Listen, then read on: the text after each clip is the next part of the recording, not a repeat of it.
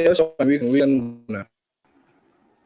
All right, give me 1 second. Y'all, let me know on the other end. We live on. Matter of fact, I'll do it myself. Make sure we live. Hey, Sutekh, you out of Facebook jail, man? Sutekh.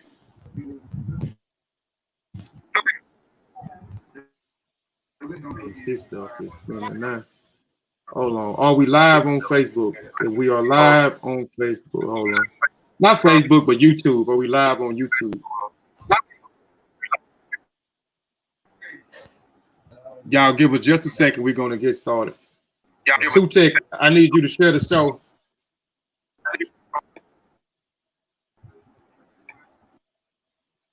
All right. We live now. All right. Yeah, I got it. Okay. Okay, let me mute this. All right. Give it just a second. We're going to get started. Okay. Yeah. All right. Peace and Black African Power. Welcome back to Kofi Piesie TV. Hold on, y'all. I'm gonna have to mute everybody mic until. All right. Like I said, peace and Black African Power. Welcome back to Kofi Piesie TV. We have another nice show lined up for y'all today. We got our brothers and sisters from the continent of Africa, West Africa, Gambia to be exact. First, I want to say ETM Hotel, Dual Aku, Dual Netcher, Fatmu Alafiye, Fatmu Riwi, Fatmu Iwa Pele, Majuba Iba Egungun, Majuba Iba Egungun, Majuba Iba Lakba, Majuba Iba Lakba, Egungun Kiki Egungun. We always want to give honor and praises to the ancestors because without the ancestors, we wouldn't be here. We are our ancestors. We also like to extend honor and praises to the true and living elders out there according to African traditions because we look at the world from an African worldview and from an African world perspective. So peace to those elders that are holding up the torch. Like I said, today we got our brothers and sisters on the panel from West Africa. Y'all please like and share the show before we get started. We also got our brothers from the research team. We got brother Sutekh and Ra, brother Sutekh, brother T'Challa on the panel. We also have brother Aluf. We have Medew. We have Fatimine. Safi dropped off, but when she come back on, we'll make sure she's able to say a few things before we get. Well, if we get into the show, she'll be allowed to say whenever she want to speak, she can speak. Also, we have our brother Omar Champion Chains, who's supposed to be joining the panel with us later on as well. Brother Sutekh, you got anything, man? Opening remarks, man, before we start the show. And again, y'all, please like and share the show. Please like and share the show. Yeah. Peace to the brothers on the panel. Peace to the people in the chat. Yeah, I'm just excited to have the brothers I'm excited to have the brothers on the panel right now. So, yeah, we can go ahead and get it started.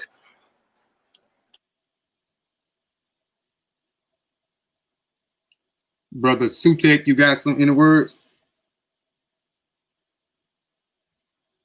Yeah, peace. Say a lot for y'all need.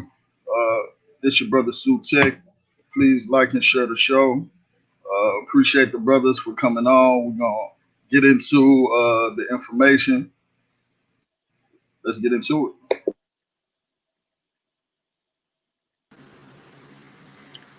Peace to everybody on the panel. Peace to everybody that's watching, tuned in. Definitely excited for this show. We have been excited to be partnered with the Gayenjorro Skills Academy, and now we get to talk with you all live on the air. So let's see what comes of this. Like and share the show.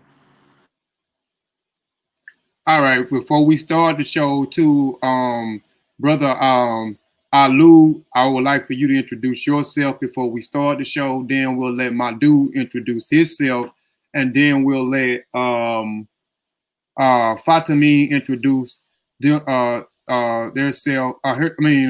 Himself, and then we got Adama Gaye. Okay. We have how you doing, brother? We have Fatu's husband on the panel, so we'll let him introduce himself. But go ahead, brother Alu. We'll let you introduce yourself first, and then we'll go with Medew. Then we'll go with Fatimine, and then we'll go with Adama. Introduce himself. Go ahead. Yeah, hi everyone. Hey, how you doing? Yeah, I'm doing fine. Okay then. And this is y'all. This is Fatu's husband. Right here. You got any words before we start the show? Yes, just to welcome everybody and to say that this is a good initiative.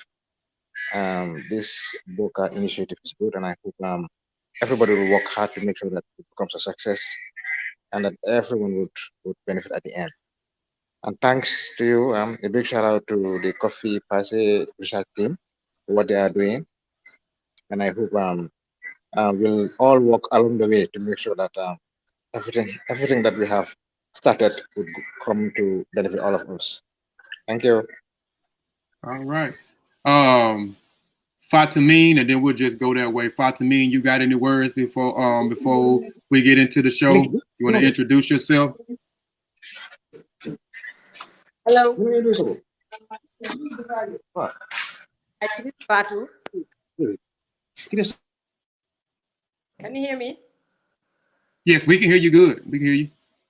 Okay. I'm very much happy, and I'm glad that we have not only just come as partners in the book essay competition, but we are going beyond that. And I believe the MBOKA clothing line will go beyond just being people or friends that have met each other from the social media, but then people that can connect and learn from each other, share experiences, and also get to appreciate everybody's value and culture. Then, as the MBOKA clothing line entails, that we all one, we all from the same mom and the same dad, and we need to love each other despite our continent, despite our race, despite our ethnicity, despite everything that has to do with individual of us. So I'm very proud and I'm very happy to be part of this platform, and I believe we're gonna learn, share, and connect to each other. Thank you. Okay, thank you, sister. That was some great words. Brother Medew, and then I will let Alu speak. Medew, you want to introduce yourself?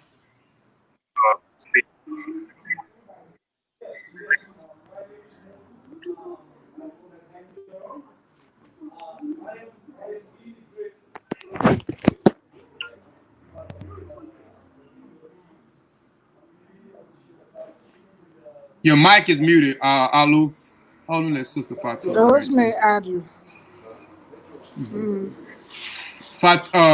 Medew, your mic is muted, Medew. Hold on, the mic is muted. Yeah. Let me unmute your mic. You unmute. Go ahead and introduce yourself, and then we'll let Alu and then Fatu and Safi introduce themselves.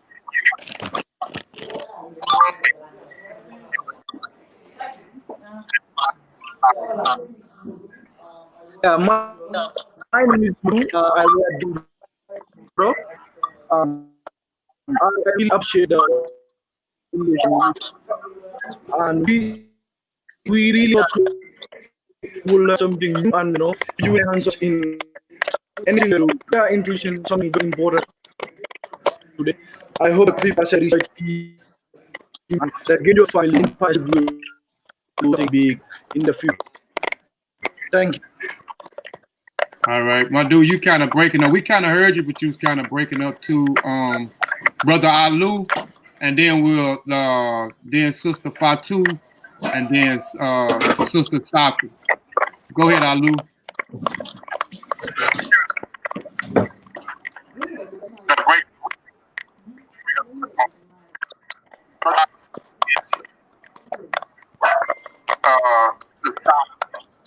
Brother Alu. Hold on, let me unmute his mic. You can unmute your own mic. Go ahead. Go ahead. You unmuted. You can go ahead. All right. Peace to all of you.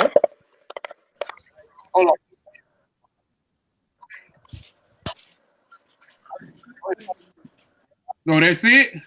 Yeah, peace to all our brothers over there. Peace to the Mboka family over there. I'm so happy to be here today with all of you. And looking forward to a very fruitful, talk today. And we'll talk about Mboka. We'll talk about, Gayenjorro. We'll talk about the myth. So I'm so glad to be here today, and then glad to meet you all of you. So, peace. All right. Sister Fatu. Good Sister Fatu. You want to introduce yourself?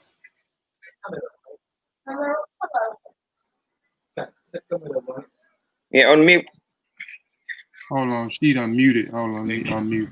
Hello. Yeah, we can hear you now. How are you? We are fine, Sister. How you doing? I'm good. Thank you. Yes. You want We're so happy, Mm-hmm. Kofi. We're really pleased to be doing this together. Mm-hmm. This has brought a lot of mixed feelings for me because I believe that you coming back home. I believe that we have reconnected with our family, and I believe that we have reconnected with our brothers and sisters, and this is really great. The Mboka line, we just thinking is just something small. But Mboka is family, and it means a lot to us, and I know it also means a lot to you. And we will collaborate in this, work really hard in this in order to achieve the goals that we set for ourselves. I believe it can go a very long way in achieving all what we want. And together we can have all what we want in this. The boys are really excited to do it. Safi, Fatumane, Omar, Aliu, Saho, and Mr. Gaye. Everybody is really excited, and we all ready to move it to the level that we all really want it. Hold on. My brothers out there, and we're gonna move it, bring it back to the motherland.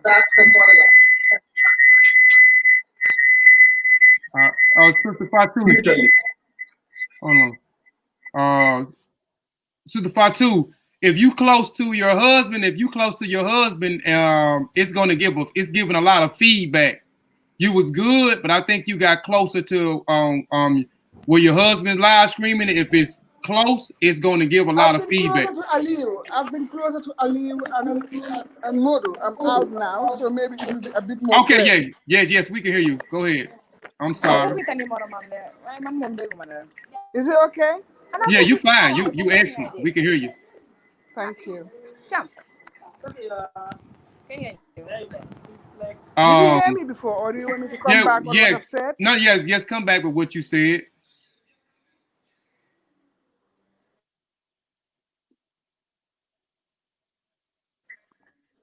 Go ahead. We can hear you. We can hear you, Sister Fatu. Hello?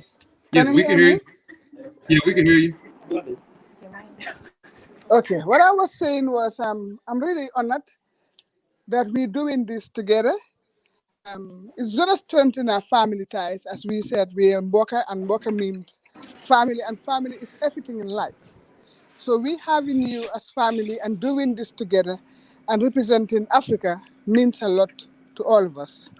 I know how emotional I feel right now. It's the same that you feel.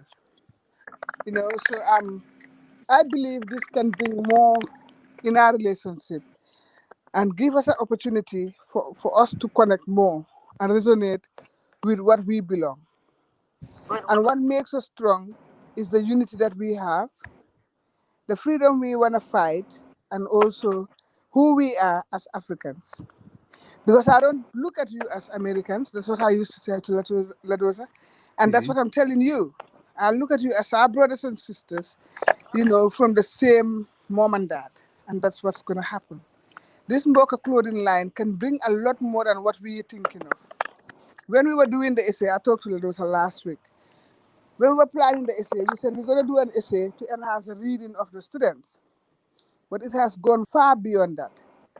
We have seen the essay bringing a lot of opportunities between us. We have seen a lot of connection. We have seen a lot of, togetherness and love. and all is because of peace and harmony. So we would do everything that is really possible to make it the biggest brand that an African can showcase in the United States or even in the world. It's possible. Just the logo says it all, that we are together and our bravery is in our strength, and that is what we believe in as African. And I'm so really excited right now, but believe that this can move us to the next level, inshallah. Thank you. All right. Sister Safi, you introduce yourself. Okay, I am Safi Gilen. I work at Gayenjorro Skills Academy as the social media specialist. I work on the social media platforms, postings, organizing the Right Essay contest as well. And I believe that this MBOKA clothing brand will go far beyond than we expected, and it will bring a long connection. Yes, that's what I believe. Thank you. All right. Thank you, sis. Thank you, sis. Brother Omar, the last one. Go ahead and introduce yourself, Brother Omar. Thank you so much. My name is Omar Cham, commonly called Champion. The current coordinator of the Right Essay Contest. I'm so much glad to be here, and I found it difficult to get it because of the. No, I'm not. I found it a little bit challenging to get it. But, can you hear me? Yeah, we can hear you. We can hear you good. All right, thank you so much. So I found it a bit difficult to get it because there was only 10 people, but I'm glad to be here, and I'm so much excited about this initiative and a lot more initiatives that are on the way. As we rightly put it, it is about a partnership. It is about brotherhood, sisterhood. It's about bringing together the same roots that belong to all of us. So it's just a matter of being in different destinations, but we have the same blood, the same skin, the same soul, the same body, the same thinking, the same everything. So I'm so much happy to be part of this, and I hope that a lot more things will come ahead in our way. Yes, sir. All right, we're gonna jump right on into the show. Hold on, let me. Don't stop me. All right.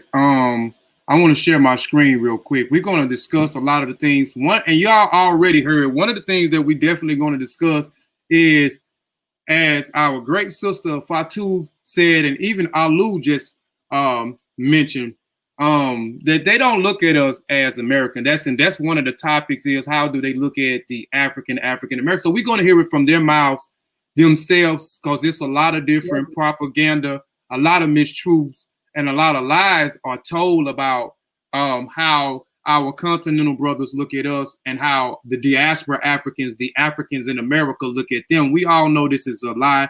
We all know this is the truth to keep us from building and going home or just building with our family over there. So we're definitely going to get into that a little bit later on. It's been a lit topic going, a little stuff going back and forth. But I want to share my screen because I want to show y'all, because they keep saying MBOKA. Y'all hear us say MBOKA a lot. And MBOKA means family. So I want to share my screen real quick. And then as I share my screen, we're going to let everybody on the panel talk, talk. Let me share my screen real quick. Share my screen. Share. All right. Y'all let me know when y'all able to see it over there.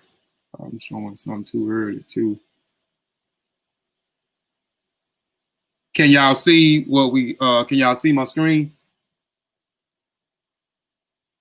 Somebody let me know. Okay. Yes, we can see it very well. Okay. I know it's a delay on my end okay, there we go. All right, again, like we said, this show is called MBOKA, connected from the United States to West Africa. So family is connected from the United States to Africa because we are all family. We are all one. So, and again, we live by this over here on Kofi Piesie TV. This is one of our mantras. As I learned, we all learn. This is an important phrase. I think this is an important phrase that we should be passing down to each other and to the next generation. As I learned, we all learn. How did we all become MBOKA? And again, MBOKA only means family. So let's go back to how it started and then work our way up to where we at now. So first, we're going to be talking about how all we became family, a whole update on the MBOKA brand and was created, and why we created the clothing line, which we're going to talk about that. We're going to discuss the MBOKA brand. What are people expecting from us with the brand? 4, what is going on in Gambia and how the Gayenjorro Skills Academy is operating daily. Number 5, the partnerships or scholarship schemes between Kofi Piesie Research Team and the Gayenjorro Skills Academy. 6, how to break misconceptions that African does not like African Americans. Yes, sir. Yes, sir. We're going to definitely get into those discussions. And again, we must not let our ancestors down. We live by that over here. We're definitely not going to let our ancestors down. I know we're not letting our ancestors down because we are doing what they asked for us to do. And that is produce works, and that is to build relationships and bridges with our continental brothers and sisters. All right, this is how it all started. It all started with this book right here. It started with this book, Spirits of the Mossi. We produced and put this book out back in May, might have been May the 28th when this book was released. So it all started with this book. It started here with this book on how we all became family. So we definitely want to let y'all know who we considered definitely MBOKA. So it went from this book to Kevin MC Chill Heard. So MC Chill is a brother, one of our great brothers, who been repping us hard. He believed in us and he started promoting us. Everything he does on his Chill Talk, his radio stations and etc., he's always talking about our publications. He's always bigging us up. He's always directing people and traffic to our book and to, let people know who we are if they don't know who Kofi Piesie Research Team is and our works. We can say works now because we have about multiple presentations. Then it started with Sister LaDosha. He passed the book to Sister LaDosha. Him and Sister LaDosha are best friends. So it started with the book, and then it started with Kevin Chill promoting our book and promoting it on all of his platforms and then sharing it with our great sister LaDosha Wright. So she read the book and then she started to believe in us and God. I forgot to take this picture off here. But it's the background picture. I thought I deleted this picture off here, but the background picture is a picture of LaDosha actually holding up the first copy of the book. This copy that you see in the middle of that, which was supposed to be on here, is the volume 2.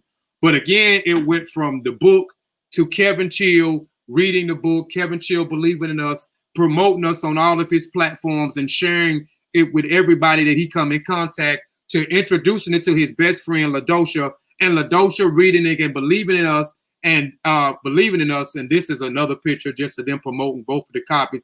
Once they believed in us, she was able to get the book to somebody else that I will mention. But this is Brother Chill, and this is Sister LaDosha right here. They are 2 peas in the pod. They are our Cleveland family, our Cleveland MBOKA. Somebody got something? I heard somebody open the mic. I thought they answered. But anytime y'all want to say anything too, y'all can unmute y'all mics and say anything. Y'all mics are muted now, but anytime that y'all want to speak, those that's on the panel, please feel free to unmute your mic and say whatever you want to say.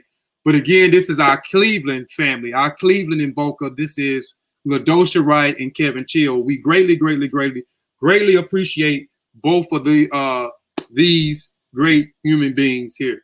All right, so then the book was passed on or introduced, or Kofi Piesie Research Team was introduced to our lovely and great sister, Fatu saying Gaye. So it was introduced. So this was the point of where we became, our family branch started to extend toward West Africa. So now the books, we ship the books off. Fatu allowed for our books to be into her school, the Gayenjorro Skills Academy. Again, go to their Facebook page and like their page. They got a like Facebook page, the Gayenjorro Skills Academy. Please go and like that page. And it's going to be, the books are going to be in the Right Library, which is named after Sister LaDosha. So the library that is in the Gay Skills, Njorro Skills Academy, she has a library there. Sister Fatu has 3 schools, 3 Gay Njorro Skills Academy in there. So this is where the book will go. The book will be placed in the library. But around the book getting there, Fatu believing in us after she, was introduced to us by our great sister LaDosha. Then a writing essay was built around the book. So now they're in the final stages of the writing essay, where they pick 10 students and 3 students will win 3 prizes, which is money. So I can't remember exactly what's first prize, second prize, and third prize, because we just been adding money. It started off small, but we just been adding money onto it. So yes, so that's exactly. Then here, the initiation, which we're going to get into with the MBOKA brand.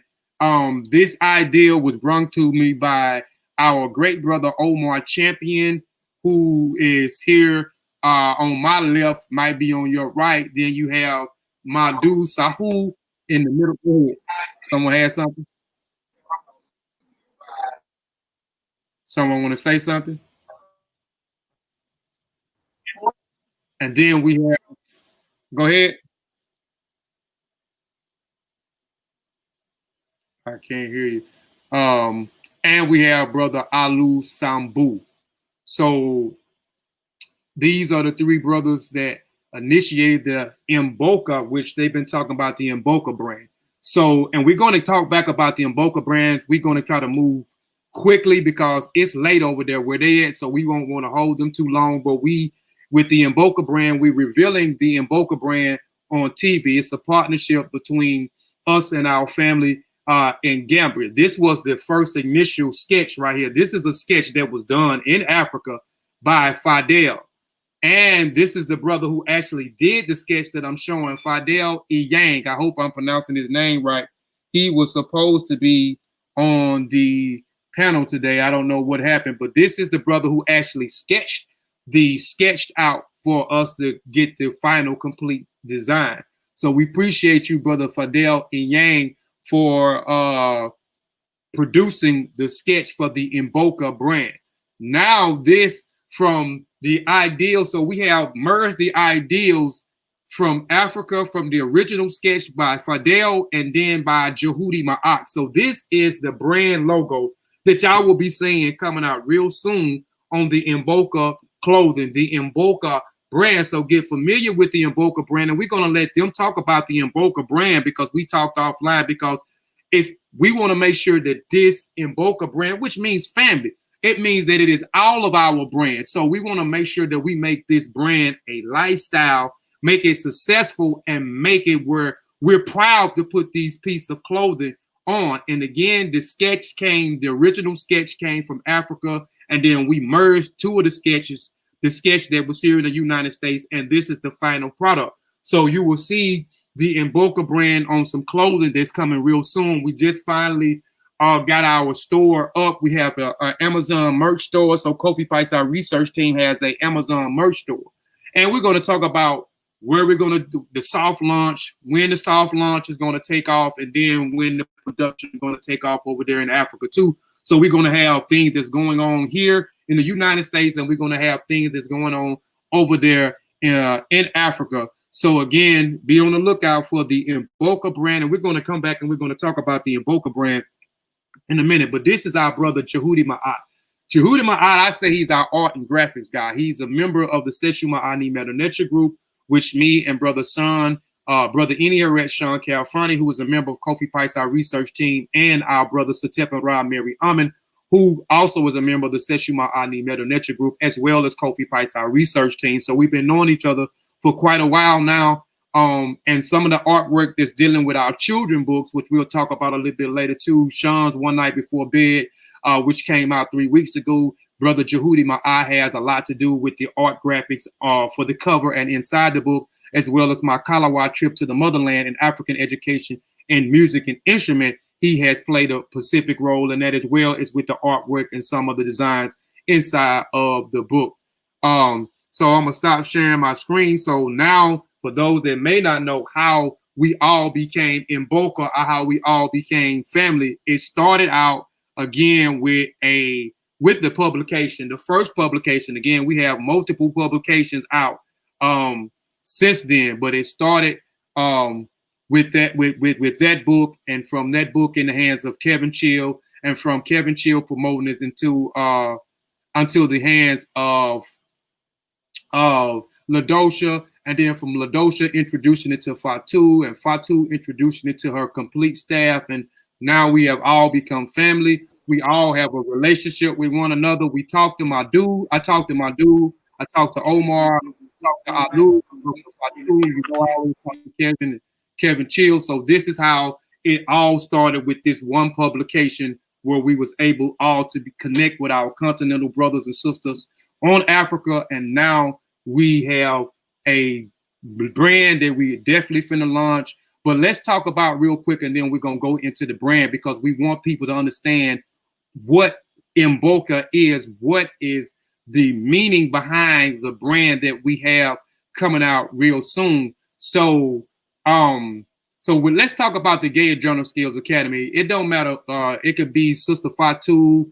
It could be her husband. It could be Omar, Alu, Medew, whoever. But let's talk about the Gayenjorro Skills Academy. Let's talk about what's going on down there now on the Gayenjorro Skills Academy. And for those that may have missed the last show a few shows that I did, where I introduced people to the Gayenjorro Skills Academy and what they have to offer. But let's reiterate what the Gayenjorro Skills Academy is and what do they have to offer the people in the Gambia area.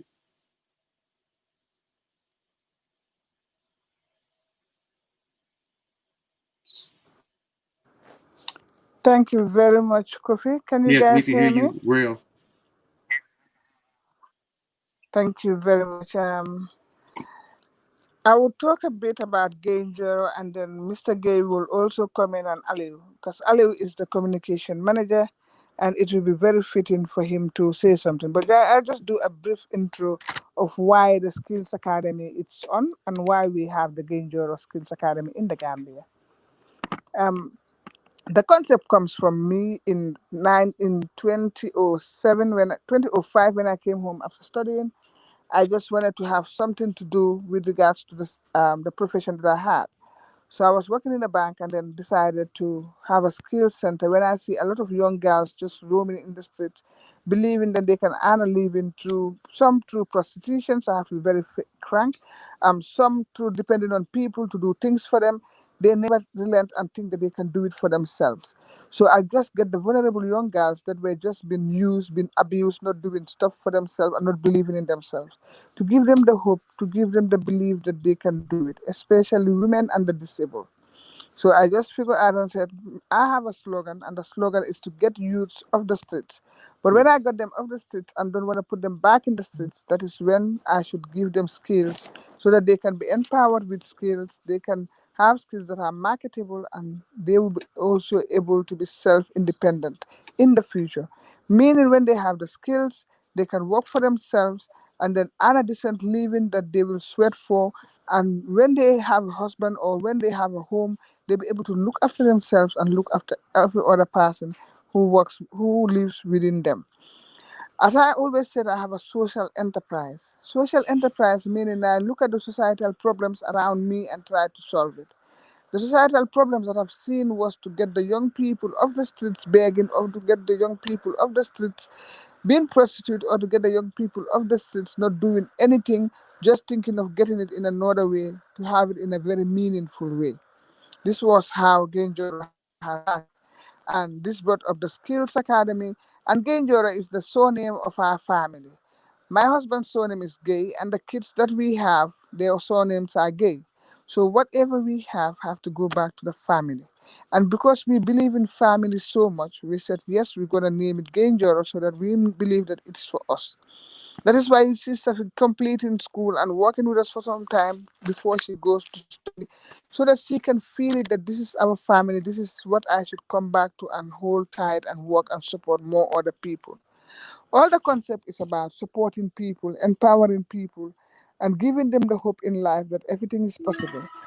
And I do not believe that anybody is poor, but I believe that if you empower yourself with determination, persistence, and commitment, everything is possible in life that you can achieve.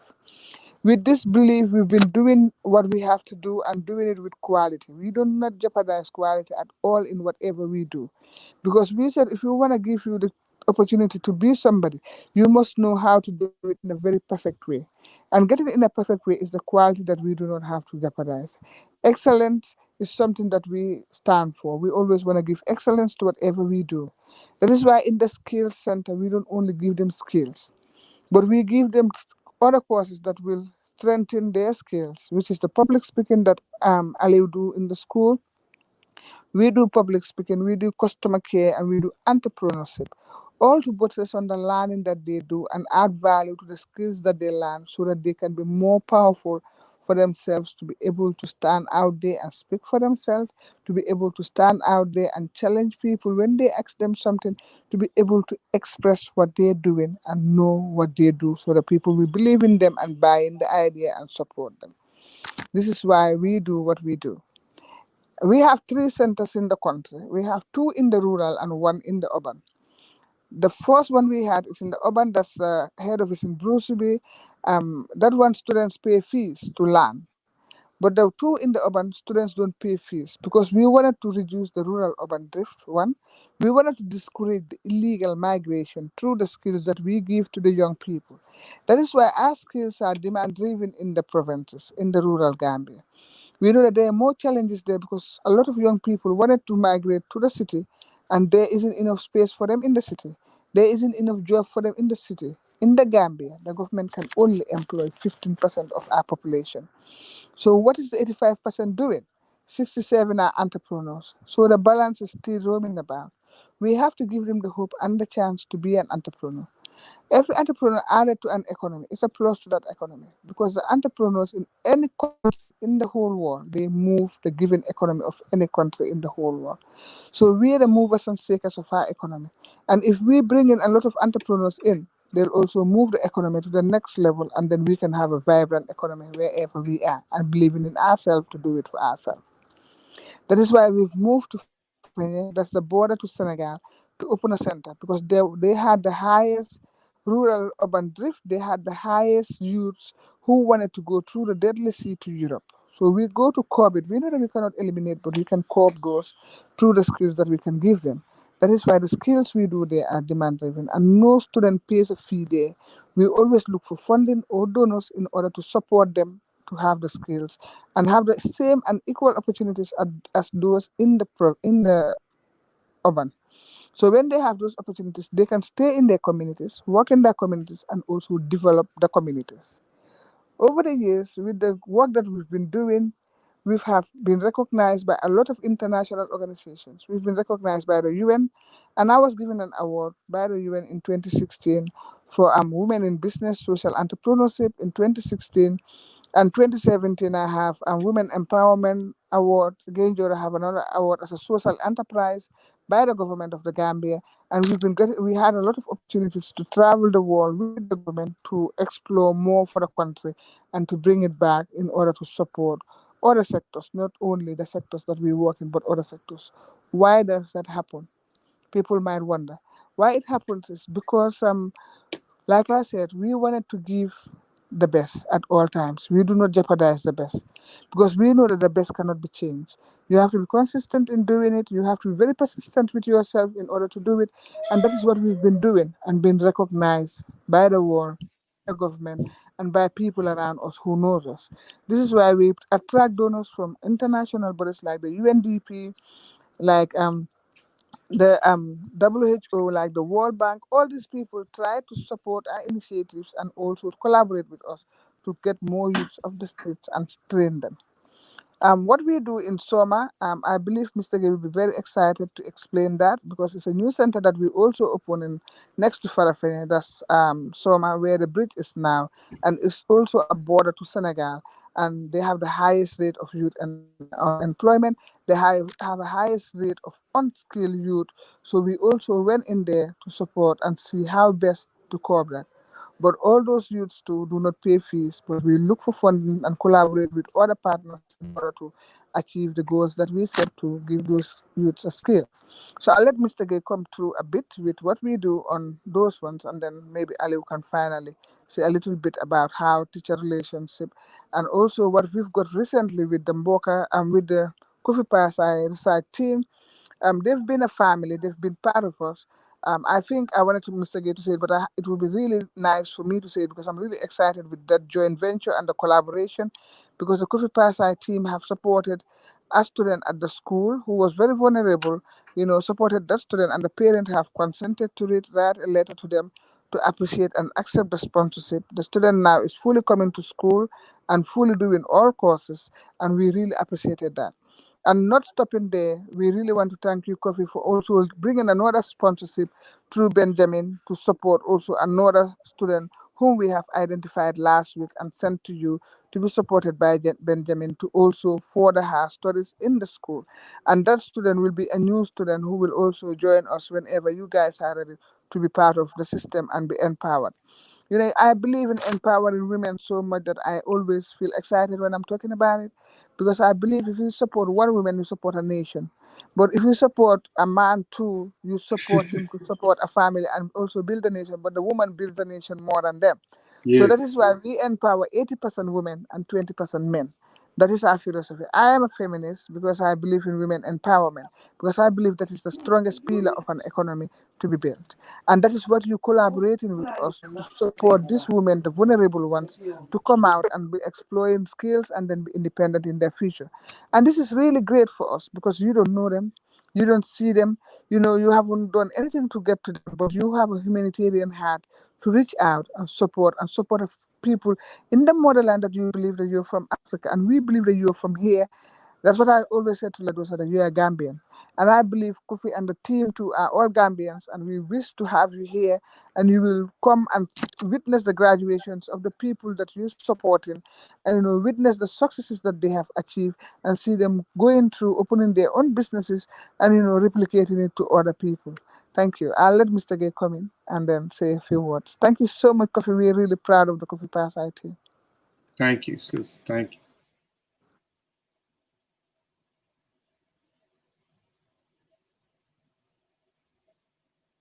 Hold on. Let me let him back in. Okay, hold on. And all right. You can speak. Let me see. You take him out from mute.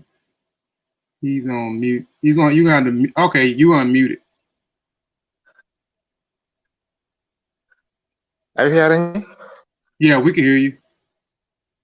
Okay, what I wanted to say is that when you want to talk about Gayenjorro and then you allow Fatu to talk first, then we behind will not have anything to say because she will say it all. And definitely, I don't think I have anything to add to what she had said. Yeah, but just to say that what we are doing is empowering women, just like you mentioned. And presently, we have a new initiative in Soma, where we are helping women and youth in a new scale, which we believe will add value to what we do.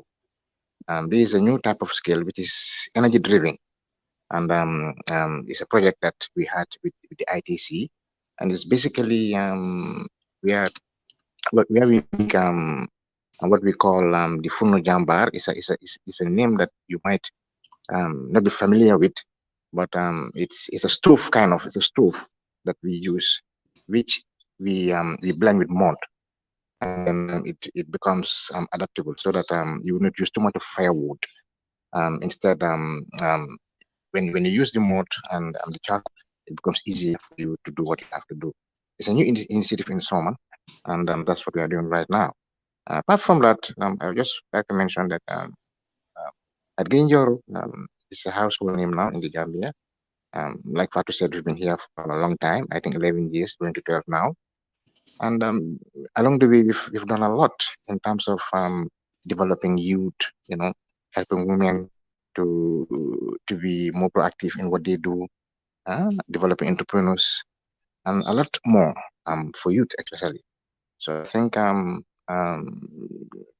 the way, we want to improve on everything that we are doing and hope that we can reach all our goals that we are working for. With the Coffee Piesie team, I think um, knowing coming across to know you was a good initiative.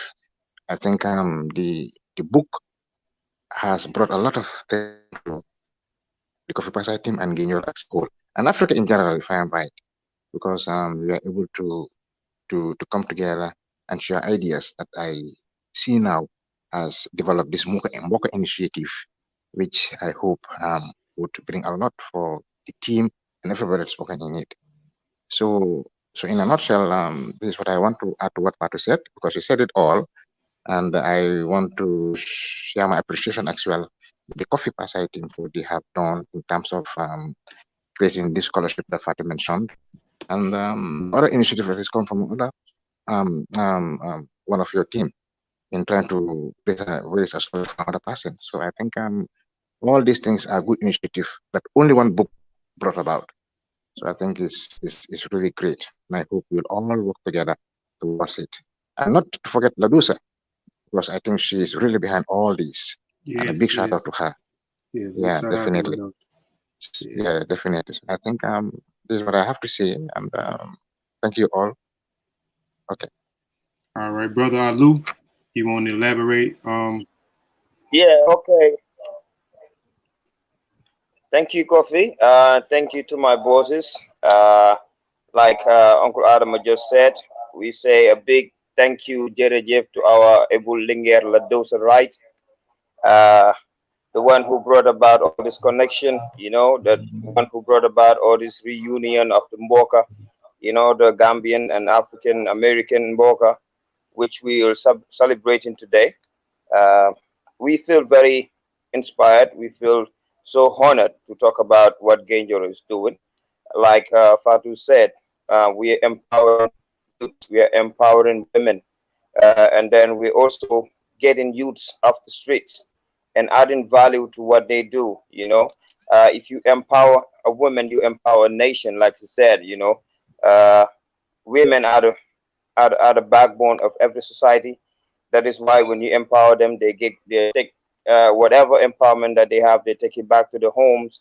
And then, like we are saying here, like we're sitting here, we're celebrating a family reunion. Like Fatu said, whatever we do, it's a family thing. At Gayenjorro, we believe that anybody that is in Gayenjorro, whether you're a student or a staff, you are part of the family. It's just the same family that we're building, we're empowering. So definitely, we don't just add value, but we also empower our students and our staffs. We work together as a family. We share ideas. We spend time. We do everything together as a family. We don't see ourselves as workers, but we see ourselves as one family trying to empower the whole nation, trying to empower Africa, try to empower the whole world. And definitely, that is what we do. That is why we have so many modules that we give to our students. Like, for example, public speaking. Public speaking is one of the things that we do. We give our students the opportunity to be able to express themselves, because we believe that if you are empowered, if you have skills and you cannot talk, you cannot sell yourself, then it will be difficult for you to make use of what you've learned. So definitely, we also help our students to be able to market whatever skills that they have. That is why we have this public speaking classes. We also do business management classes to help our students to know how to sell, how to establish their business, how to register and what to do and where to register and how to earn a living.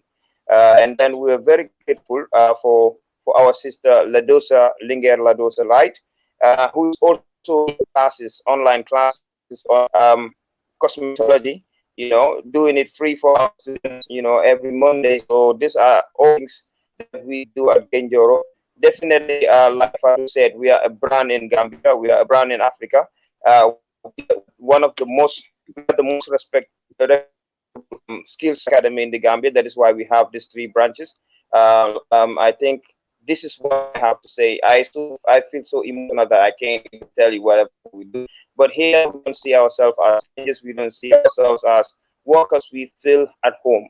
Whatever we do at the school is the same thing that we continue our home. Gayenjorro is our family. Gayenjorro is our life. It's everything that we do day and night. That is why we're here sitting with all of you, showing you what we do in passing. What we do in Gayenjorro is the same thing that we're doing with the Kofi Piesie team. That is what brought about all this MBOKA, because we believe in family, and we believe that we are all one despite our geographical location, despite our colors, despite wherever we are still one. We are all one family, because we believe that all human beings came from one, from Adam and Eve, and then definitely we're all related. So we have to have a bigger mindset. We have to have an open heart to accept whoever that we meet on the way. So that is why we're here.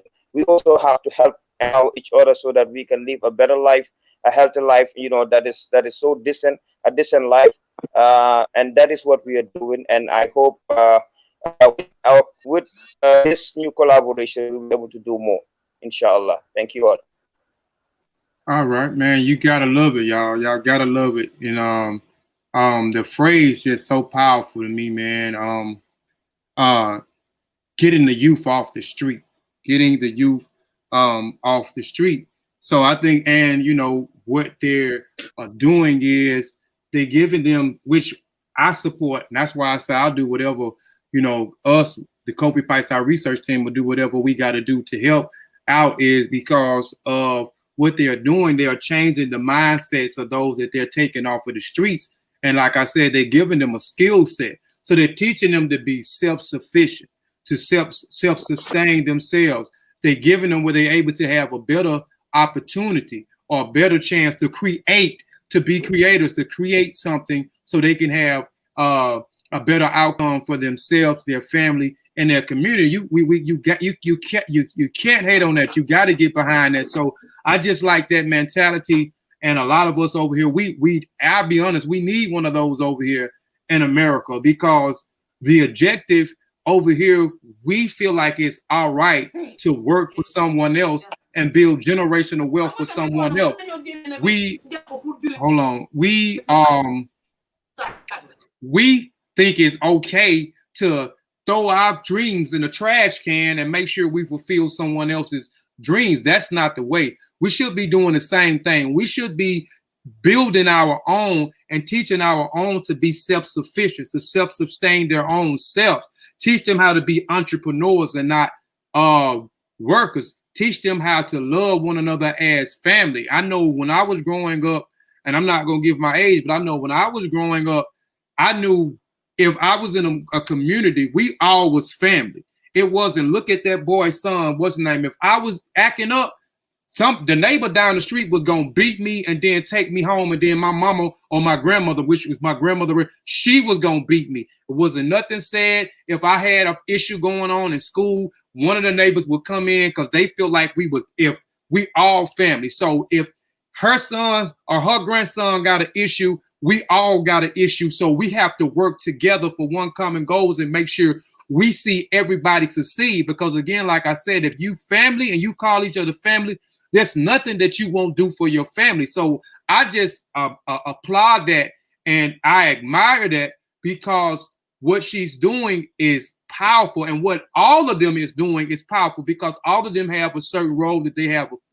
to play, and all of them is very intellectual, very smart. If you talk to each and every one of these persons, you will see how smart and how high intellect that these our brothers and sisters have. So I just admire and I applaud you all for doing the great things over there in Gambia by changing the mindsets where people can actually fulfill their dreams, and their dreams are able to come true and create something. That's it. We got to be more creators.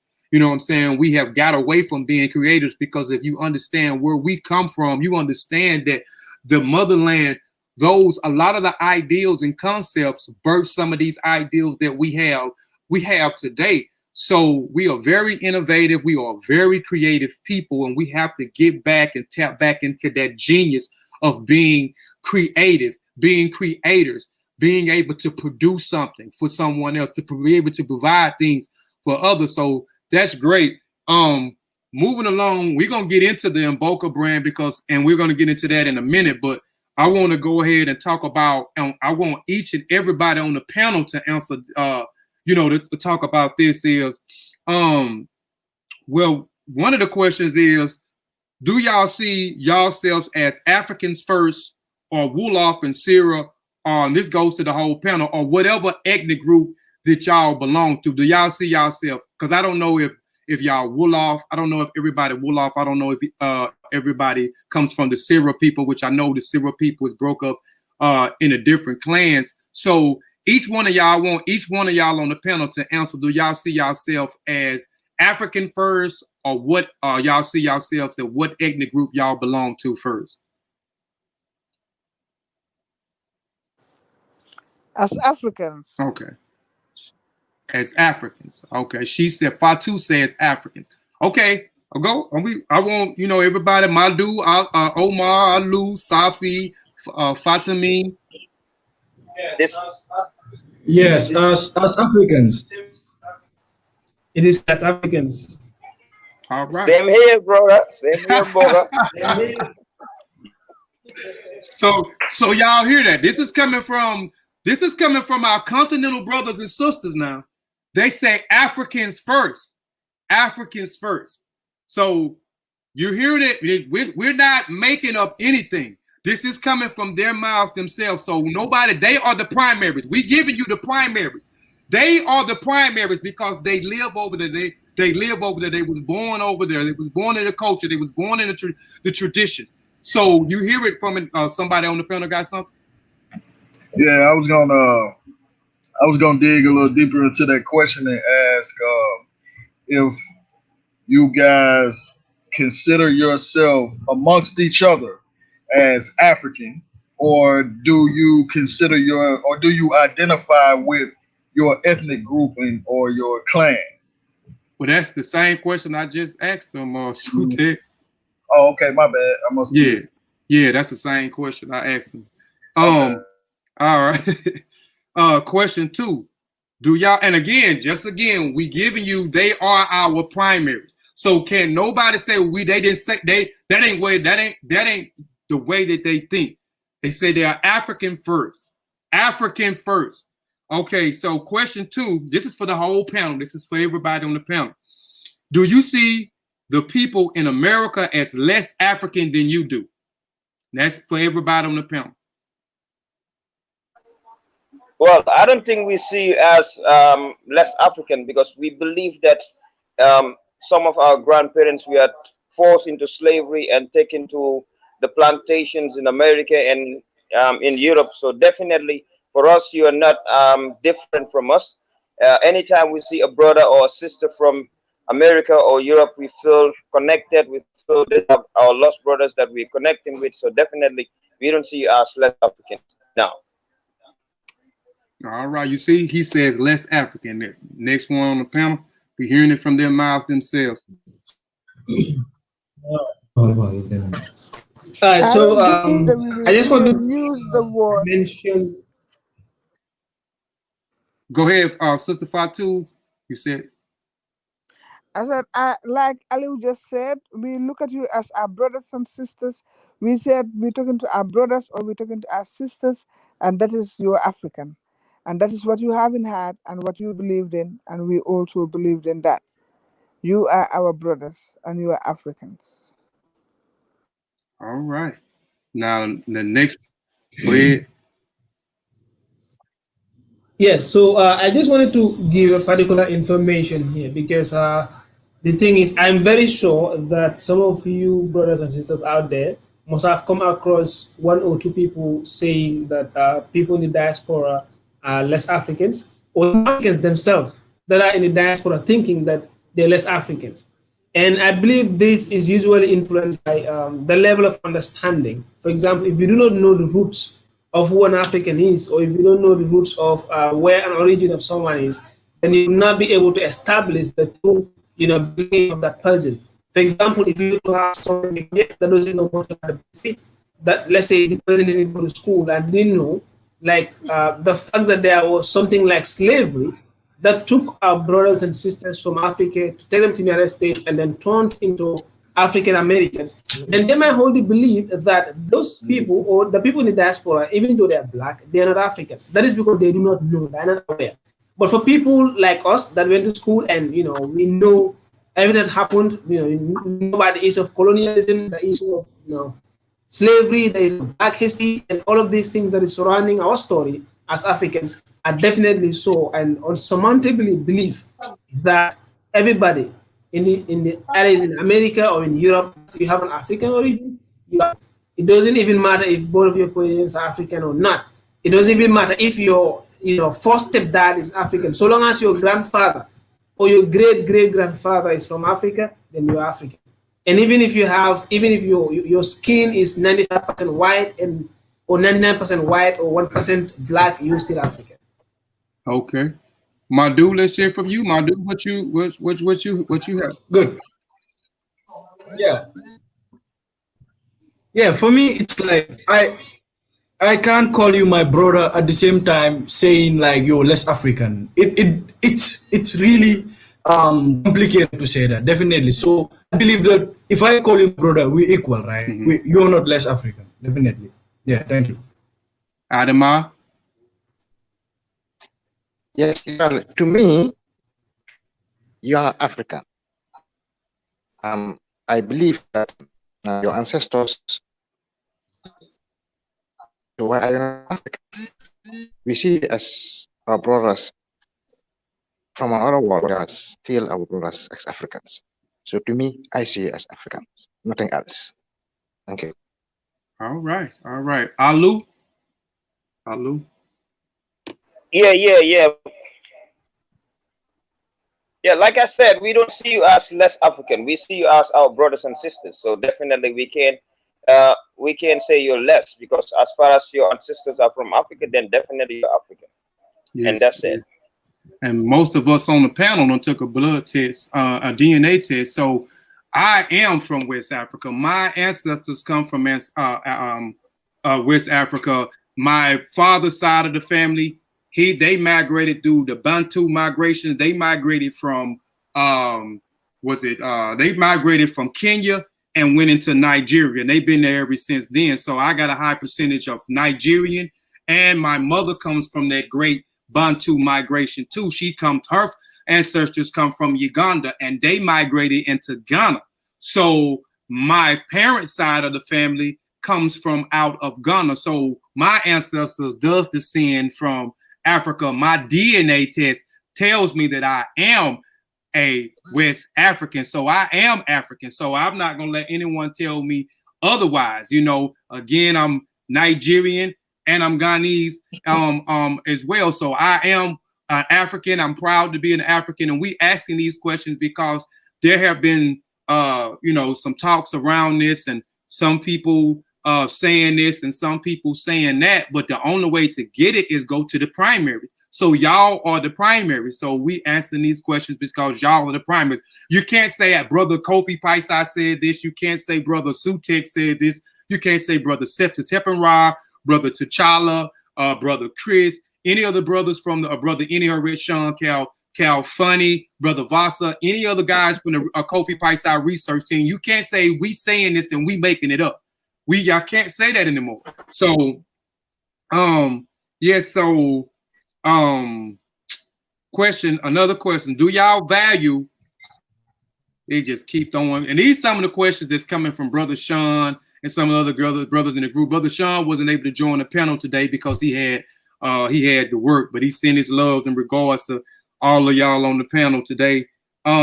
He says, do y'all value y'all relationship with Africans and in the diaspora? Which, I mean, that's a question that y'all already done. Y'all don't have to answer that question because we kind of already got the logistics that y'all do, value our relationship. But if y'all want to speak on that, y'all can speak about, y'all value the relationships of the diaspora African, meaning the African in the United States, the African in South America, the African in the Caribbean, because as you stated, we all know, all of us don't know our history. And, you know, so we do know that there was a thing called the Atlantic kidnapping trade. I hate to use the word slave. So a lot of times you hear me use the word kidnap victim, and I would refer to this atrocity that started back in the 1400s with the Portuguese jumping it off.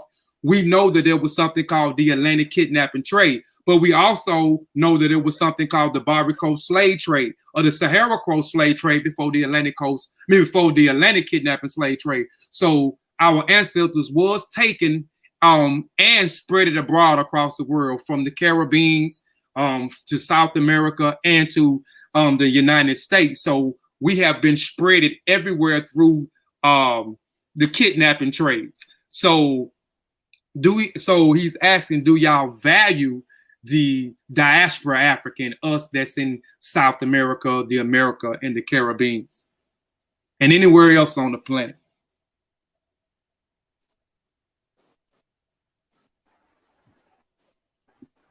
Yeah, I would like to answer that question because I think the relation that we have in now, it's a proof of how we value you. Because I could say we didn't know each other that long, but you can see the relationship, you can see the connections, you can see the conversations that we build every time that we talk. Definitely, only that that's it's a proof of how we value you. Because if we don't, you went out on us, Alu.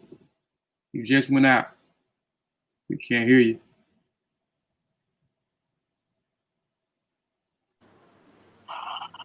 Hello, I think Ali, the light just went off, but I can continue. Go ahead. Can you hear me, Kofi? Yes, we can hear you, Sister Fatu. yeah, sorry about that. We Can you just guys hear me? Hello. Yeah, we can hear you. Go ahead. Okay. Yeah, like I was saying. Okay. Yeah, mommy, carry on. Go ahead. I was just coming in because you were there. Coming. Yeah, like I was saying, we value you guys so much that we appreciate every time that we spend with you. So that is why whenever we come across any one of you, we hold you so tight. We appreciate you, and then we try to connect with you as much as possible because we feel we reuniting with our brothers and our sisters from the diaspora, and that is why that is just a proof of how we value you. Then definitely that question with this current relationship that we have within the short while is just an answer to that.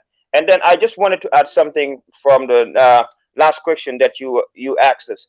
You see, in Africa there was nothing like West Africa, East Africa, North Africa. What we had were empires. So definitely it's just colonialism that brought this separation and start calling us West Africa, East Africa. But for us, we don't believe in that. We believe as Africans, as one great Africa, one great nation. That is what we believe. That is who we were before. So definitely, even though if your DNA is from West Africa, whatever, as long as it's from Africa, we see you as African, we see you as a brother, as a sister, and we don't see any segregation between us. It doesn't matter where you come from Africa. As long as you're from Africa, you are family. Okay. Fatamine, we hadn't heard from Fatamine. Fatamine, did you hear the question? And if you did hear the question, I can repeat the question. We want to hear from you too. I'm sorry. That's okay. Okay. So do I need to repeat the question, or did you hear the question? I heard the question very well. I thought you were asking whether we value you as Africans, right? And how do we feel? The feeling is mutual, Kofi. To be very honest with you, the feeling is very mutual. The love that you give to us is what we give back. And I really feel the people in the diaspora very well. When I came to the US in 2008 to meet Ladosa, right? When I came, she was so excited that she saw me really happy and did everything possible to give me the sisterly love. She even had to leave her bed for me to sleep in. She never wanted me to go to the hotel, and I have a hotel that I was staying, but she refused. That was the love, the strongest love that I have with a sister from a different mother.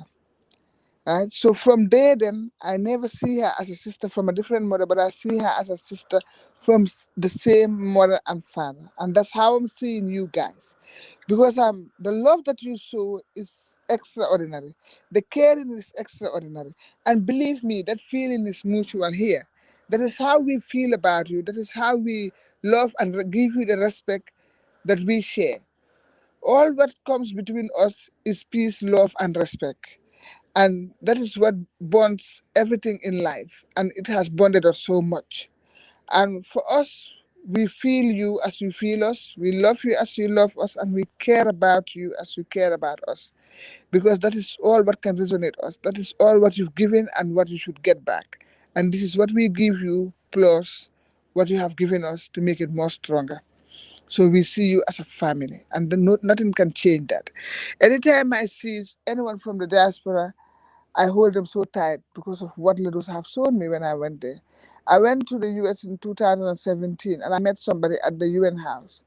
I invited her to the Gambia. She came and she was living with me, for some time before she got settled. She also believes that her roots is in Africa. Like Alu just said, we don't segregate West Africa, East Africa, and South Africa. As long as we believe that you are African, we believe that we are family. And that is mutual, my brother. Thank you. Right. What about you, Fatimi? I don't know if I know she's kind of been having some issues. Can you hear me? Fatima? I'm Fatimi. I hope I'm pronouncing your name right. Who's Fatimi? She's someone's on the panel. Fatimi. Fatumani. Yeah, Fatimani. Yeah, I'm sorry. Yes. Okay. She She's has having issues connecting. She just said she's having issues connecting. Yeah, okay. Okay. Maybe you can ask want to Safi. connect Safi is to mine. online. Yeah, go ahead, Brother Omar. Go ahead. Okay. Omar. Whether we value them. So thank you so much. We are very sorry about the connection issues we are having right now. As you can see, everywhere is dark. But yeah, this is an everyday thing for us, I could say. But just to move ahead, to say we value you guys the same way we value each other here. Like the same way I value Aliu, brother Mori, the same way I will value brother Kofi and all of those people, so long as you're human, but most importantly, so long as you're black.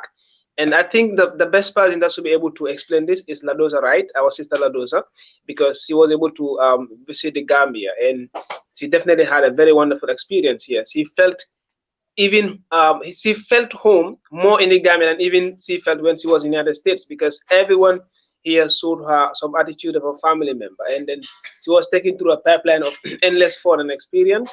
And that was just one part of manifesting that everyone here values our brothers and sisters in the diaspora the same way people are valued in here. And like Ali said, this particular activity is a clear manifestation of that, because you definitely you will be very excited to have known that all of us gathered here all because of this particular meeting, because we want to make sure that we maintain the synergy and be able to connect with you. And the best way we can do that is to come and gather at Antifatus compound and be able to have a direct communication with you all, and share our experiences, our stories, and everything as important as we're talking about right now to all those people that are following the TV. And every day, whatever activity we're doing together, you will see a manifestation of how this love flow and all of that. So that is definitely the best statement we can give. We value people as much as we value each other, and there's nothing that can remove, shake, or even weaken that. All right. I got two more questions, and then we'll move and we'll start talking about the MBOKA branding, because I definitely want to talk about that some more and talk about what actually it definitely means to y'all. Even though y'all kind of talked about it a little bit earlier, but we want to talk about it some more and go into depth. But these last two questions are: what are your expectations? Oh yeah, this is Shawn's question. What are your, and it's for all of us, what are your expectations for the Kofi Piesie Research team moving forward? And that's for the whole panel. What are y'all expectations with the Kofi Piesie? Thank you. Our expectations is just simple, Kofi. We want to share the love, the respect, and humanity. Because if we say humanity, we'll support each other, we'll love each other, and we'll share whatever we have. That is what you're showing us, and that is what we're showing back. And this is what we really want, and these are our expectations. Share love, share respect, peace, and humanity. Thank you. All right. Brother Medew, let's hear back from you, Brother Medew. Yeah, Kofi, we really expected more partnership, more collaboration with the Kofi Piesie Research team. We're really grateful for the past initiative we have been through with the team, and it's really experience for the team. Me, Aliu, Safi, and Omar. We've been really liking the sessions we've been going through during the essay contest, and it has brought us more together. As a family, and we are really happy knowing the Kofi Piesie Research team. Thank you. All right. Anybody else want to speak on the question? We'll talk. Yes, so just to reinstate what my brothers have said and what our dear mommy has said. If you look at it from the beginning of this partnership, there was a very concrete objective of creating impact in the lives of people that don't have the opportunity to manifest their talents. And if you're talking about creating impact, there's always a particular symbol attached to it that is ensuring that there's sustainability. So we definitely didn't get into the partnership not just to do something and then that is it's over, but we must make sure that the bond is kept and built and made stronger and wider to make sure there is better and more impactful and influencing activities and initiatives to come our way. So the basic thing here is more partnership, more collaboration, more exchange of support to ensure that one day the entire world will sit and aspire to have a particular partnership and aspire to have a particular relationship, aspire to have a particular bond as great, as beautiful, as valuable, as impactful as this particular one. Yeah, I think I just want to add some few words from what Omar just said and what Mommy and everybody said. Our expectation is more collaborations, more unity, more family ties, and then more empowerment. Because what the Kofi Piesie Research team is doing is to empower, human beings, not just African Americans, but human beings. Because, like I always tell people, if you empower somebody, you're giving them a way to live, a better life. So definitely, we're expecting more empowering schemes, more empowering tools, and then opportunities for everybody on earth, so that we can break the barriers, we can break the myths about how people see us as African and how people see humanity itself. So definitely this is what we're expecting, and we hope that we can achieve this, and we are sure that we can. All right. I got one more question. I'll read it in a minute, but I just want to say this real clear. Just for people, for the listening audience, those in the chat. A lot of times, okay, Kofi Piesie TV, we for positive energy. We for positive energy. We understand a lot of people, they like foolishness, you know what I'm saying? They like controversial, you know what I'm saying? We don't do that over here. We got other platforms that deal with that over there. We're not glazing over the question that you keep reiterating. I know you come from a platform, and no disrespect to you neither, sister. I know you come from a platform or platforms that deal with all you like to see is people that look like you go at each other. So you like to feed off of that negative energy. We don't do that over here. That's why I always be, when I start my show, we always say Fatmu Alafie. Fatmu, we want to bring forth peace. That's what we do over here. We bring forth peace. So go over there if you want the foolishness, the chaos, and the confusion. I'm not mad at you. Go over there. And I think she already left. And that's fine. But today, if you would have been looking, if you still looking, sister, we had an itinerary of what we're going to go in line with today. This is what we're going through that we spoke about and what we wanted to speak about today. Now, next time there could be, next time we'll have them back on. We'll go through some of the questions. We're not trying to glaze over your questions, but today we don't want to shift that energy. We don't want to shift that energy to something negative today. And nobody is not glazing over your questions, not saying that this didn't happen. And then even with the Gaye, this is the reason why I keep talking about the Gaye skills, the Gayenjorro Skills Academy, because some people were people don't know. That's why I want people to know about the school and what they provide. So one of the questions that you ask, you shouldn't even ask that question. But anyway, moving along, I just want to get that. Like I said, no disrespect, sis, but like I'm saying, if you want that, go over there. I got plenty of platforms I can direct you to that's what they feed off of, the negativity, the chaos, and the confusion. But over here, we don't do that over here. We don't do this. It's about loving one another. It's about setting the right example. So we're going to set the right example over here.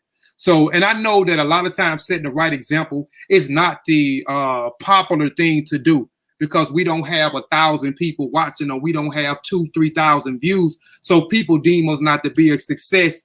You know what I'm saying? But we are successful, and we're going to continue. We're not going to compromise who we are and compromise what we stand on in our morals just so we can get more views, or so somebody to get a kick out of something. But anyway, one more question, and we'll go into the MBOKA brand.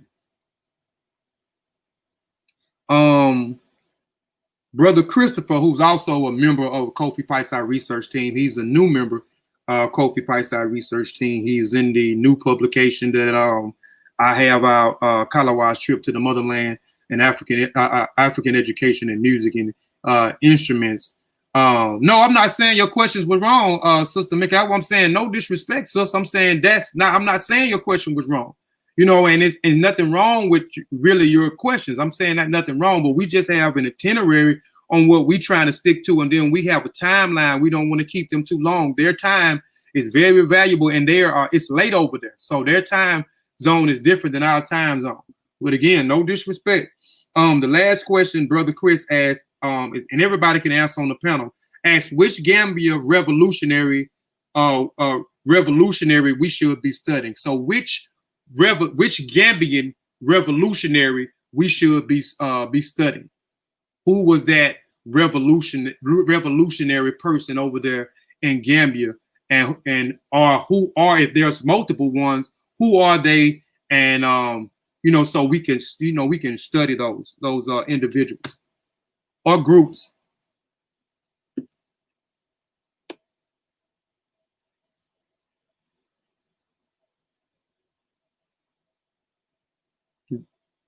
Y'all still here? All right. Thank you so much. So this Omar talking. Okay. And if you to put up the revolutionary from the Gambia that you could study, I think we have to put it up based on events and also based on generation. And that is to make sure that we are very fair to all of them. And definitely to start with, we have to start with Kunta Kinte because he was one of those very resisting slaves that have been transported through the transatlantic slave trade. But he was one of those that also played a very important part in changing the narratives as far as slavery is concerned. He played a very important part in showing to the slave masters that being black doesn't mean we should be projected through these atrocities to be made to feel less human. But passing that generation too, you come to the generation of politics, the generation of governance, where people had to stand up and go against injustice. Then that is where the issue of colonialism inherited slavery. Because after slavery, we thought, for example, the battle was won. We also had colonialism. And colonialism as in white people coming to rule the blacks and making them feel less human and making them feel inferior and all of that. But we also had people that stood up to say that this must come to an end as Africans to be able to rule ourselves. And some people like this included, Edward Francis Small, Sarora Keraba, Jawara, Per Sarnjai, just to name a few, like this, the Reverend Jesse. And these are among the people that led the revolutions very well in Africa. I know later we'll be able to send you the right spellings of these names so you can find them on Google. And when we attained independence in 1965, still the battle continued. because at the end of the day, we're able to have a president, but our basic needs were not being met. For example, under the Jawara regime, please don't take this to be a very political comment, but the reality on the ground was that people were able to have their freedom and all of that, but the welfare of the people were not addressed, very well or adequately. And this also led to another generation of revolution where some disgruntled soldiers believed that they were able to bring in a change, and that was what led to the coup d'etat that was led by Yahya Jammeh, the former president of the country. And when they overthrew the Jawara government, it was seen as a revolution because they were the only people that could have got the opportunity to remove that government, because democracy didn't work, because everywhere was secured by this very late president. And it became a revolutionary move at the time because they were able to make very much rapid improvement on stuff. But at the end of the day, the revolution got spoiled because it led to dictatorship. And at the end of the day, what they ended up doing was, instead of addressing the welfare of the people or remaining on the course of why they exactly started this revolution, they were, butchering people, torturing people, putting people under very degrading conditions, imprisoning people, making sure that the justice system was dismantled, making sure that anyone in the Gambia that speaks against the government is put through hell. There was no freedom. There was no food sufficiency. There was no economic development. There was little infrastructure development, but it was not even analyzed to see which part of the country needed it the most. And this also led to another generation of revolution. That was when the political parties in the Gambia decided to come together and form one force called a coalition to oust out the dictatorial presidency and government of Yahya Jammeh. And that was where Barrow was elected. And that was where there were push and pull, then a political impasse, and then he was forced out of the country. And that is the president we have right now, President Adama Barrow's government. And you might be surprised that there may be another generation of revolutionaries because of the fact that the promises that were being made were not being kept, and a lot of expectations that are not being met by this particular government. But from our history, if we were to talk about those that help us, to gain self-actualization, self-rule, self-governance, and restore our superiority, then I think the names that stand out are basically 4 people: Sarada Keraba Jawara, Edward Francis Small, Pierre Sarenjai, and Reverend J.C. Faye.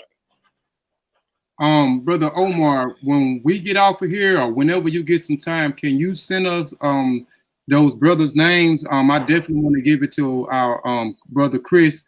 Like I said, he's one of the newest members of Kofi Piesie Research team. So I want to definitely give it to him, and I definitely want to be able to look at them myself, because I want to be able to, well, all of us be able to put something together, maybe some type of presentation, and present on these these 4 revolutionary persons that you talked about.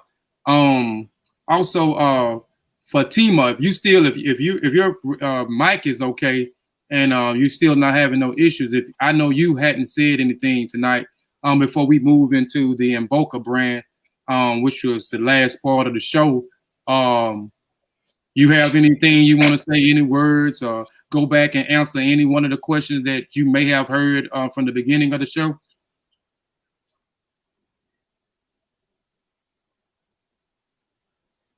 I guess her mic is still down. I'm finna get them now. Okay, the next. Well, let's go into. Hold on. I'm gonna copy and paste this you just sent me, Omar. I'm gonna put it in the chat for the listening audience too, so they can have those names too, so they can go back and look at, go and research these guys. So for the listening audience, these are the names of the revolutionaries in Gambia that brother Omar was speaking about. Okay, somebody got something?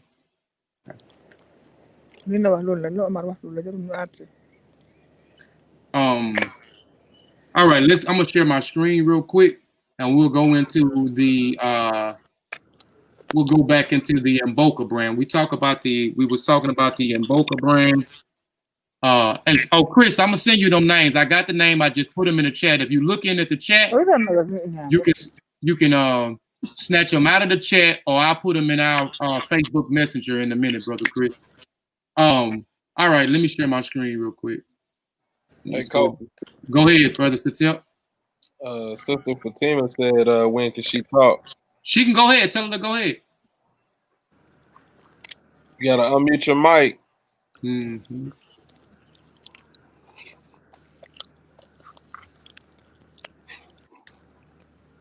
Hold on, I'll unmute it. Let me go back in. Let me see where. Let me see. I can't. Wait, but what's it? When I can you tell us? Let me stop sharing. Ngana masuma he can do. Yama lore. Go ahead, Sister Fatima. Hold on. I'm trying to it won't let me unmute your mic. See if you can unmute your mic. I think she's still having technical difficulties. Just whenever you get it situated, Sister Fatima, you can come back in. It won't even let me unmute your mic. It won't even let me unmute her mic. So I'll go back to sharing my screen real quick, and when she's able to speak, sister, whenever you get it situated, you can come back in and speak. Just interrupt me. Share my screen. All right. Let me go back to the PowerPoint. All right. And feel free when y'all want to say something, just unmute your mic. I'm sharing my screen now. Let's go back to the MBOKA brand. So as we was talking earlier, we was talking about, and you hear them mentioning MBOKA many times. You hear us use the same language now when we doing our live shows. MBOKA. And again, MBOKA, for those that may have just joined the show, MBOKA means family. And I'm gonna let, before we even get into that, we got, and at the bottom it has DOF things. Brother Alu, could you please tell everyone what DOF thing means? Brother Alu still on? Well, everybody's laughing over here, man. When you mention DOF thing. Yeah. Actually, what DOF thing means, it's crazy stuff. Actually, what we're trying to talk about is crazy, creative thinking. That is what DOF thing is referring to.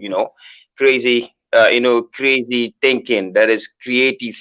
A creative mind that thinks beyond where normal people think. That is what DOF thing is definitely means.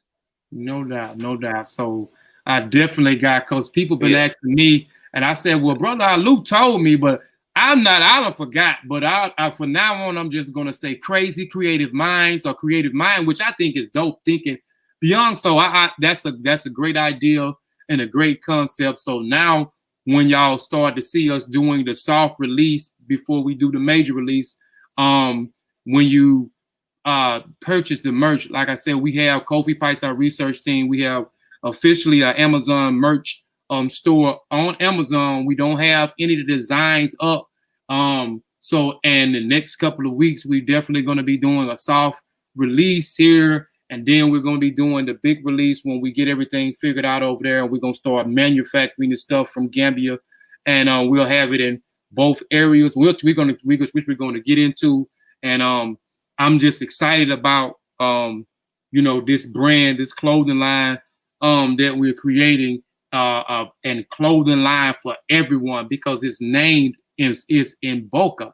So I would like, everyone, Medew, Omar, Alu, to speak about it. Then I would like Fatu to speak, and Adama to come back in, her husband, and speak, and Safi, if she's still around, if Sister Fatima gets her mic together, you're able to speak. But let's talk about the MBOKA brand. And again, the soft launch is coming here in a few weeks.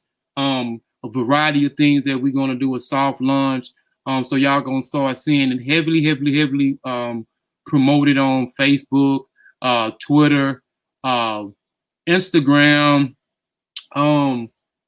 Hopefully we'll be able to go on other different platforms, which we are be able to go on other different platforms and introduce this brand, this clothing line, which is going to become a way of life. The design came out good. The sketch started in Africa, and we merged the sketch from Africa to the United States, and we merged this, and this is the final product. So this is the brand that you will be seeing, the branding which you will be seeing on the clothing. We got other few little things I'm thinking about putting the brand on as well. But go ahead. Let's talk about the MBOKA brand. So here you go. Yeah, here we go. But let's talk about go ahead. Let's talk about the MBOKA brand. Let's give the meaning behind the MBOKA brand, and let's talk about it. We had a deep conversation about it when we had our meeting the other day. After we got the last and final product together, and how we wanted to launch this thing out. So let's hear from like I said, Alu, Medew, and Omar, and then we can hear from Fatu, Adama, Fatima, and if Safi wants to say anything, because she hasn't said anything too, she can speak as well.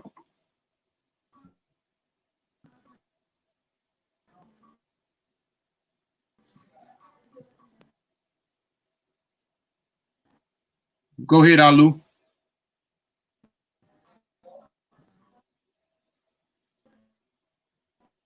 Omar, one of y'all, Omar or Medew.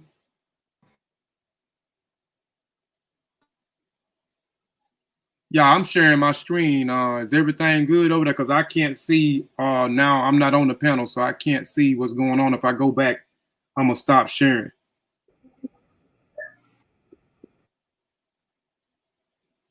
Yeah, hold on one second. Yeah, you sharing. Your screen's still up.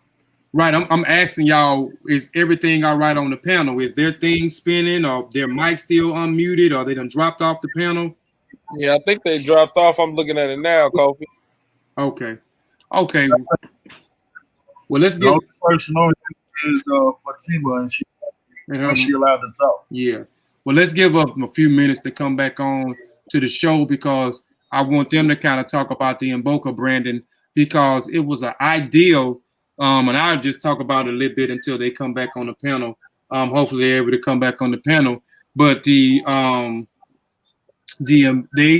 came to me with an ideal. This is how they talk to ourselves. I wanted to put some screenshots on the show too, that they look at us as brothers and sisters. They don't look at us as Americans. They look at us as their African brothers and their African sisters, as they've been reiterating all the time.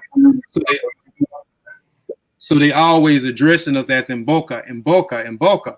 So we started addressing them the same way as MBOKA. And we, like I said, we use the same verbiage on our platform with him. So, as addressing ourselves as MBOKA. And so Alu was the one that came to me with the ideal, and hopefully we'll be able to get him back on the panel. He came to me with the ideal of creating a brand, a connection. We wanted to continue to dispel the myth of African Americans don't like Africans and Africans don't like African Americans. So we want to continue, which we already done dispelled that myth, because we showing you the partnership that we have. We have a partnership with the school. We have a partnership with the 3 schools in Africa, the Gayenjorro Skills Academy. Someone mic unmuted. Y'all back? Hello, back. Yeah. We're back. Go ahead. Let's go into. So I was just letting them know, Alu, that you came to me with the ideal, and then Medew, and then Omar came in. And we spoke more about the ideal and the concept of this MBOKA brand. Which, man, I mean, we talked about this ideal when you presented it, man. And it's only been 3 weeks, and man, we in the final stages of launching this thing, man, and they crazy turnover time. But go ahead, talk about, I want you to talk about it, Medew and Omar, and then, like I said, I want Fatu, her perspective, or what did she see possibly this brand is going. But go ahead, Alu. Yeah, thank you, Kofi. Thank you very much for this opportunity. I'll feel so glad to talk about it. But actually, what brought about all this inspiration is the relationship that we had with the Kofi Piesie Research team through Linger Ladosa, right? She told me that you guys wanted to learn Wolof or any language that we speak over here. So when she told me that, I was so delighted, and I said, okay, that's a great opportunity because it will create reunion between us and our brothers and sisters in the diaspora.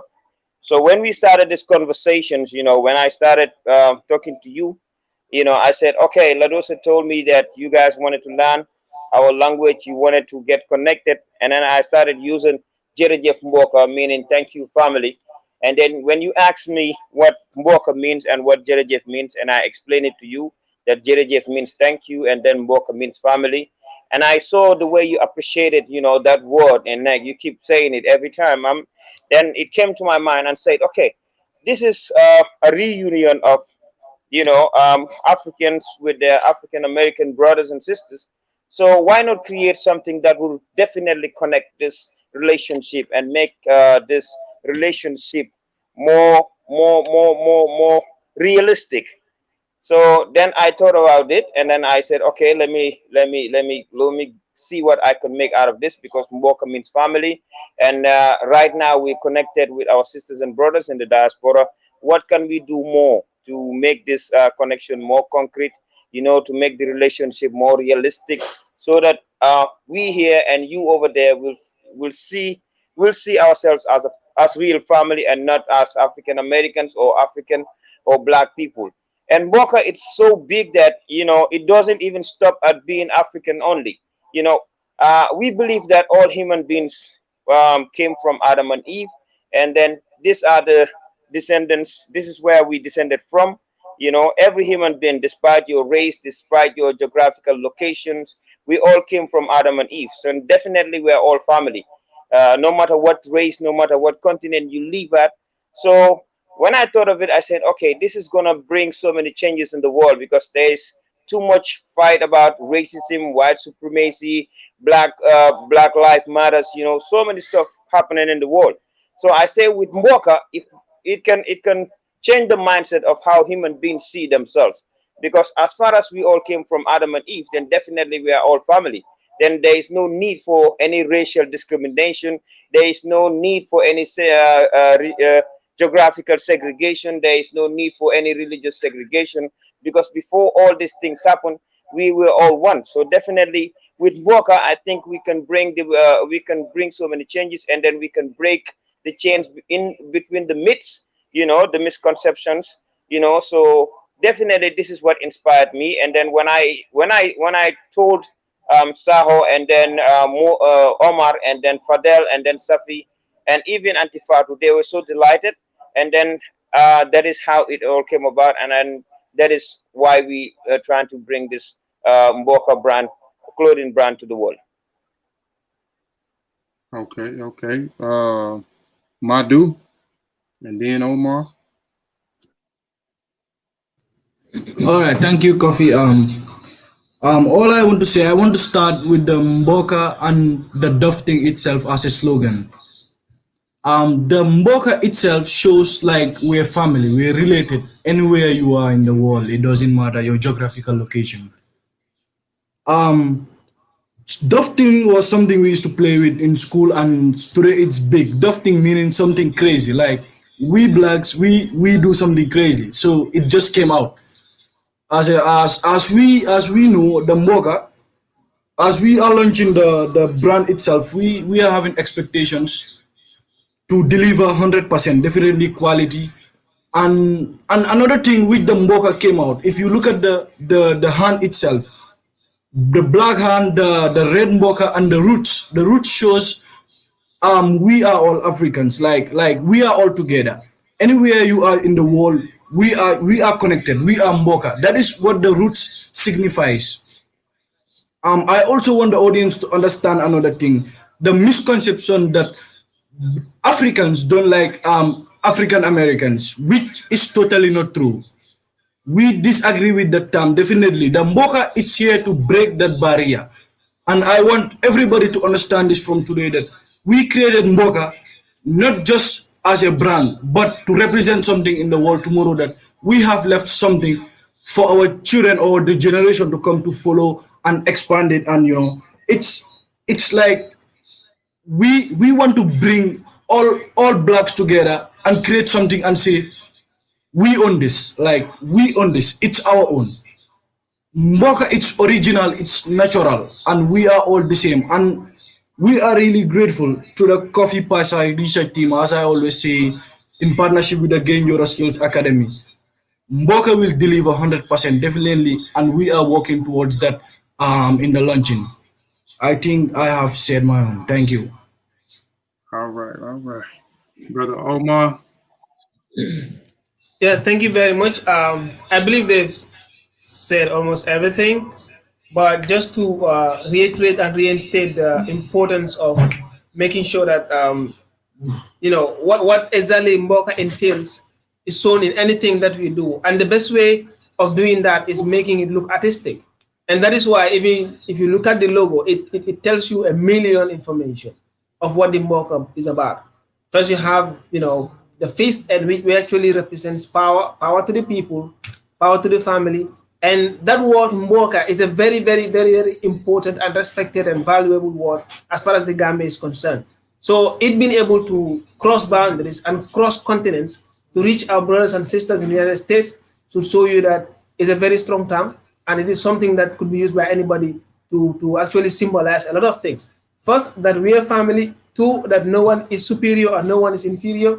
Three, that everyone is valued and respected the same way as the one giving the value and respect is. And all of these things would come around and still signify the fact that we have a family to build, that we've already built, but a family to be able to nurture and see to grow so that the future generation will actually come and see that few people from West Africa and the United States, who are all Africans, have come together and bridge the gap and make sure that something very concrete is established that they can live on, that they can develop from, and that they can show to the world and let them know that we are all family, irrespective of the color of our skin, irrespective of our geographical location, and irrespective of where we were given birth at. All right. Sister Fatu, you have anything dealing with the brand, whether you where you think it may be going in the future? Do you think it's a great idea for us creating this brand together and giving it to the world? Is Fatu still on here? Yes, she may be gone. Anyone else on the panel that want to speak? Is Fatima? I keep pronouncing her name wrong. How was her name pronounced? Fatima? Yes, we are working on that. Okay, well so again, like I said, go ahead. Someone open their mic. Someone want to speak? Yes, we are working on that. But yeah, so y'all be on the lookout. Like I said, real soon. The idea was just presented a few weeks ago, actually, and we went to work on it right away. We didn't just talk about it, and that's one thing that I like about working with Omar, Medew, Alu, Safi, Fatu. I like about we can come together and we can create something together. We come up with ideas, and this is the reason why I like the team that we have. We're not just talking about certain things. We're talking about these great ideals, and then we taking these ideals and we go on immediately. We go on to work on them. So, and we talked about the ideal, and we went straight to work and started off with the sketches. I showed earlier a brother Fidel who actually created the sketch from scratch. And then it was sent here, and then we merged the two ideals with brother Jehudi Ma'at. So peace again to Fidel for the sketch, and peace to brother Jehudi Ma'at, one of our art and graphics guy, one of our Seshew Ma'ani Netcher brothers, who merged the ideals and created a great ideal. I was nervous at first. I didn't know if they was gonna like the final product, but it was great feedback from all of them. And we had a meeting on Thursday, and now we finna move forward with this soft, like I said, the soft launch, and also we was working on the store. So again, the merch, it will the MBOKA brand will be a soft launch here, and then we're gonna figure out how we're gonna do the manufacturing over there as well, and we'll have pieces sent from there over here, and we'll be sending pieces from over there. From here over there. So possibly in the next 3 weeks, we should be having the soft release. We was waiting on the store for us to get approved for the Amazon merch store. We are now approved for the Amazon merch store. So now all we have to do now is we got our layout set up on what we're gonna actually roll out first. So all now is the designs have to go on, the pricing have to come up with, and then we'll be ready to release it for the public. And again, this brand is for everybody. This brand is for, we want to make this a lifestyle for the African in America, the African in South America, the African in the Caribbean, the African in East Africa, South Africa, Central Africa, North Africa, and so forth. So we thank you on that. One more question, and we're going to end the live stream. We talk because I kind of totally forgot about that and kind of want to talk about that earlier. The misconceptions. We was talking and we were just doing a meeting about the misconceptions of what people have in Africa. Like I was telling them, I did a show called "What is the first thing that pop up in your mind when you think about Africa?" I did this. I don't know which platform I did it off of. I don't know if I did it off of Kofi Piesie TV or I did it off of Mossi Warrior Clan YouTube channel. It was either on one of them, but the name of the show was, what is the first thing that pop up in your mind when you think about Africa?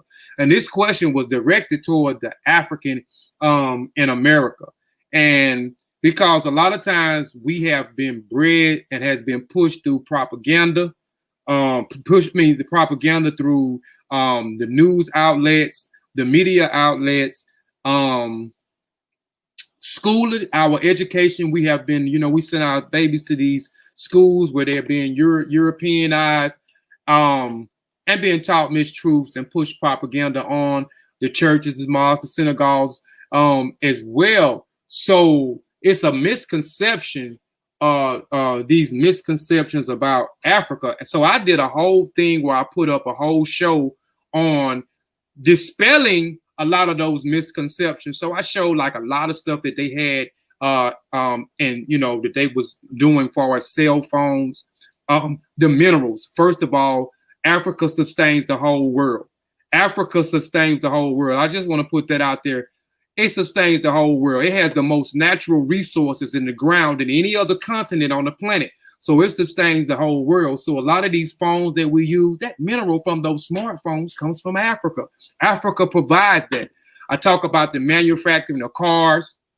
They're creating their own cars. They got their own cell phones.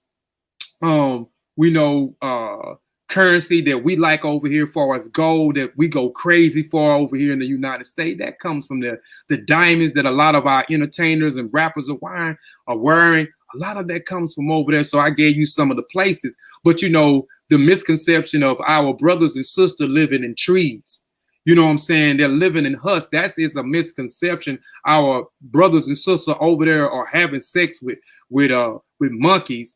Propaganda of AIDS coming from Africa. They're not having universities. There are tons of universities over there. There are tons of our own people that we deem to be elders or who have transitioned and has become elders that we deem here great in America. A lot of their schooling comes from some of those universities out of Africa. So just real quick, I just want everybody on the panel to just kind of talk about those misconceptions, how they are misconceptions and what y'all have over there in Africa, whether it's West Africa, South Africa, Central Africa, North Africa, East Africa. So, can y'all dispel some of those misconceptions of that we have been taught over here in America?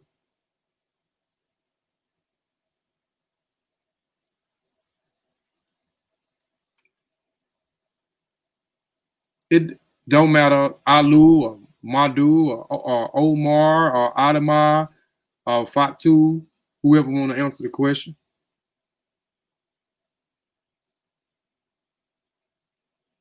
Y'all still on? Can y'all still hear me?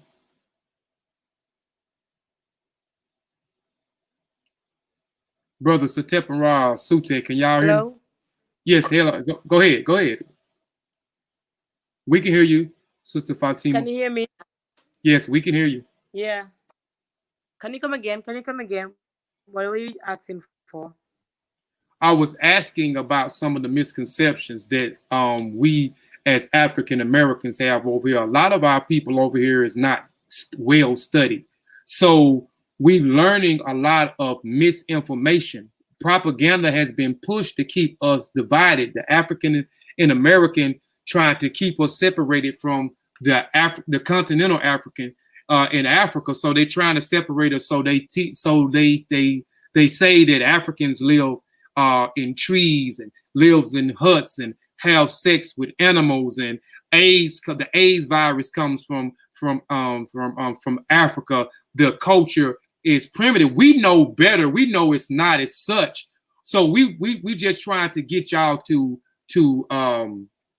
dispel some of those misconceptions. Like I said, I was telling them that the show that I did, I was showing that Africa sustains the whole world. It has the most natural resources in the ground.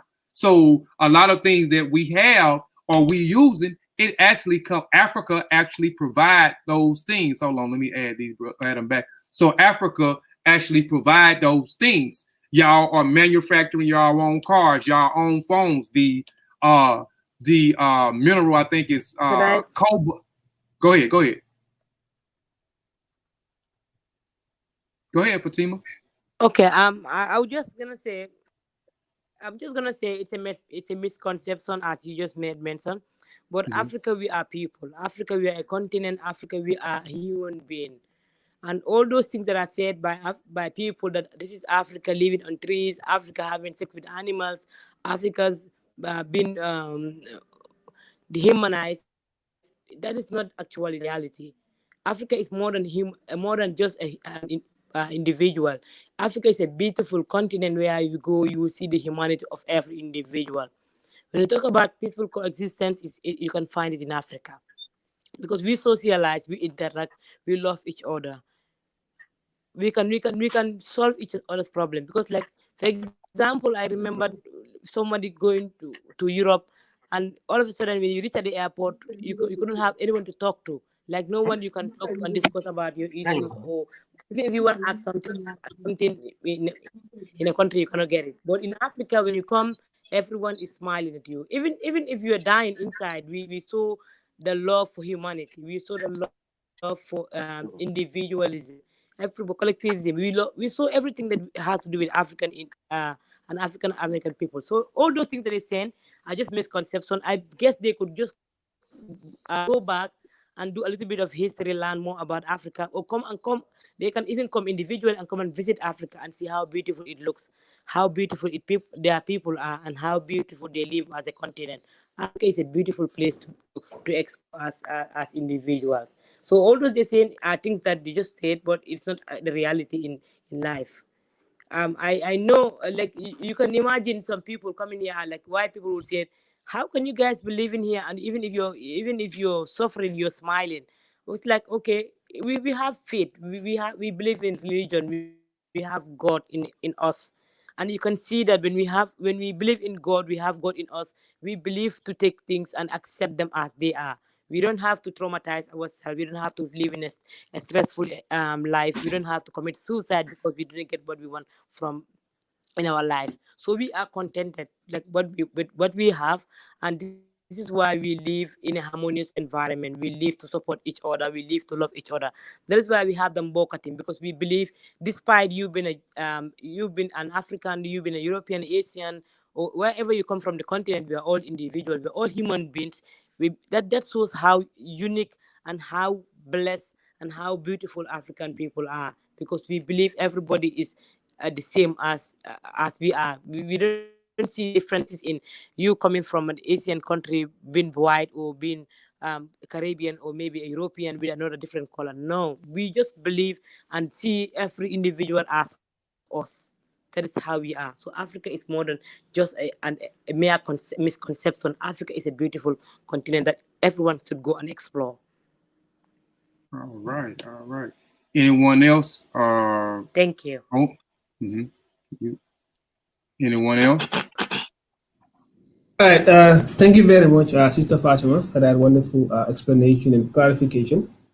So, just to add on to that, I think the main reason why this misconception has been going around for a long time is because there are some people that did not like Africa, and they came to Africa to explore, and they did not report the right information that they got from here. And it is very natural that when someone goes to somewhere, physically attends the events of a particular place and then comes back to narrate something to you, might end up believing it. Even though these things may sound very destitute and very inappropriate, you might still end up believing it. And the people, the most unfortunate part is that non-Africans were writing the history of Africa. I think that is where the misleading began.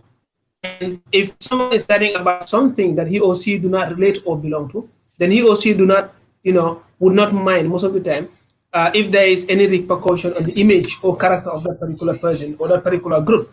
So the only way, knowing the problem, the only way forward in making sure that these misconceptions, these miscalculated narrations actually are spelled out, is to make sure that the Africans ourselves take ownership of our history. And that is where I would definitely have to say a very big thank you to the Kofi Piesie Research team for being able to put up books that are being able to be used to educate the people that there are misconceptions about what you guys believe or say or even talk about Africa, especially as captured in Space of the Mossi, where there was a great and very deep cultural reflection. And there is a lot of work and battle against these misconceptions. Like you can see, we are talking from Africa right now. Do you see trees here? No trees. Like there is here, but outside we don't live in trees. We're right talking, under the comfort of a house, fully roofed, and then from here we'll walk out and we get a car to go home, and from there we'll go and sleep in our various beds. From there, in fact, if we're living on trees, I don't think we would have been able to use our laptop to connect with you guys, because we're in a house and we have a socket here. I've never seen a socket in a tree. I've not seen any mobile phone being plugged in a tree for it to charge, for example. I've never seen any laptop or phone connect or TV connected in a cave, for example. All these things are bad narrations that are put forward by people that do not like Africa, that wanted to create a distorted mindset in people that do not like Africa as well. And that is why a lot of people will not believe if you send the real footages of how Africa looks like. It is extra beautiful. It has a wonderful landscape. Africa has a very wonderful vegetation, and the bond that is created by the people among themselves alone creates an opportunity for smiles to be much more projected, especially in the case of the Gambia, called the smiling coast of Africa. So Africa is the most beautiful continent you can find yourself in, and the temperature actually could get hot sometimes, but it actually gives you the best hue, the best melanin, and the best protection you would ever need as far as your body is concerned. I can remember my experience in a particular country when it was too cold. When it was too hot, and they were applying, I think they call it the heat cream. I don't know. I can't remember the name. And I didn't apply anything because it was very hot to me. So when I was told to apply, I was like, no, I already have a natural protection. That's the melanin. So it's something that we all should be, proud of. And yeah, that's the deal. All right, all right. And you said, and you just made a, hold on, let me see something here. You made a great point. I started smiling. Hold on, let me see something. Can y'all hear me? Let me see something here. Let me get this. All right. Yeah, that's what it was. But I smiled, and you made a point, a great point. They can look and see. Y'all talking to us from laptops.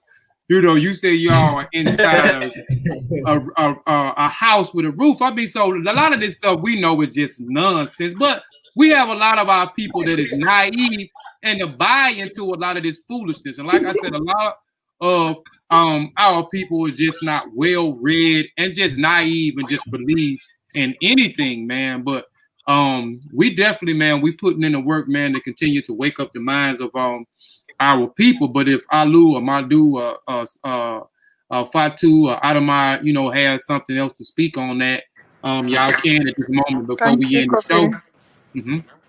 Can I come in, please? Yes, ma'am. Yes, ma'am. I would first want to say Africa is not a fiction. Africa is not cook stories, and Africa is the beautiful continent on the planet. We have the brains and the beauties in Africa. We have everything that is natural and everything that people would love to explore from here and take wherever they are and add value to. We have the natural resources, we have the human capital, we have the brains, and we have the beauty. It's just for us to believe in that. In as much as we believe in who we are and what we can do, we are the champions. And I read a story about a lady who said everything starts from us being Africans. Because we believe that we cannot do much for ourselves, and if we don't externalize, we might not be able to get what we want. And that is really true. But as the world is moving and revolving every day, people are seeing themselves and believing in what they can do. If you look at the slave trade before, why do Americans and Europeans come to Africa to get our fathers, our mothers, and our sisters to Europe? Because they know all what they want is in them.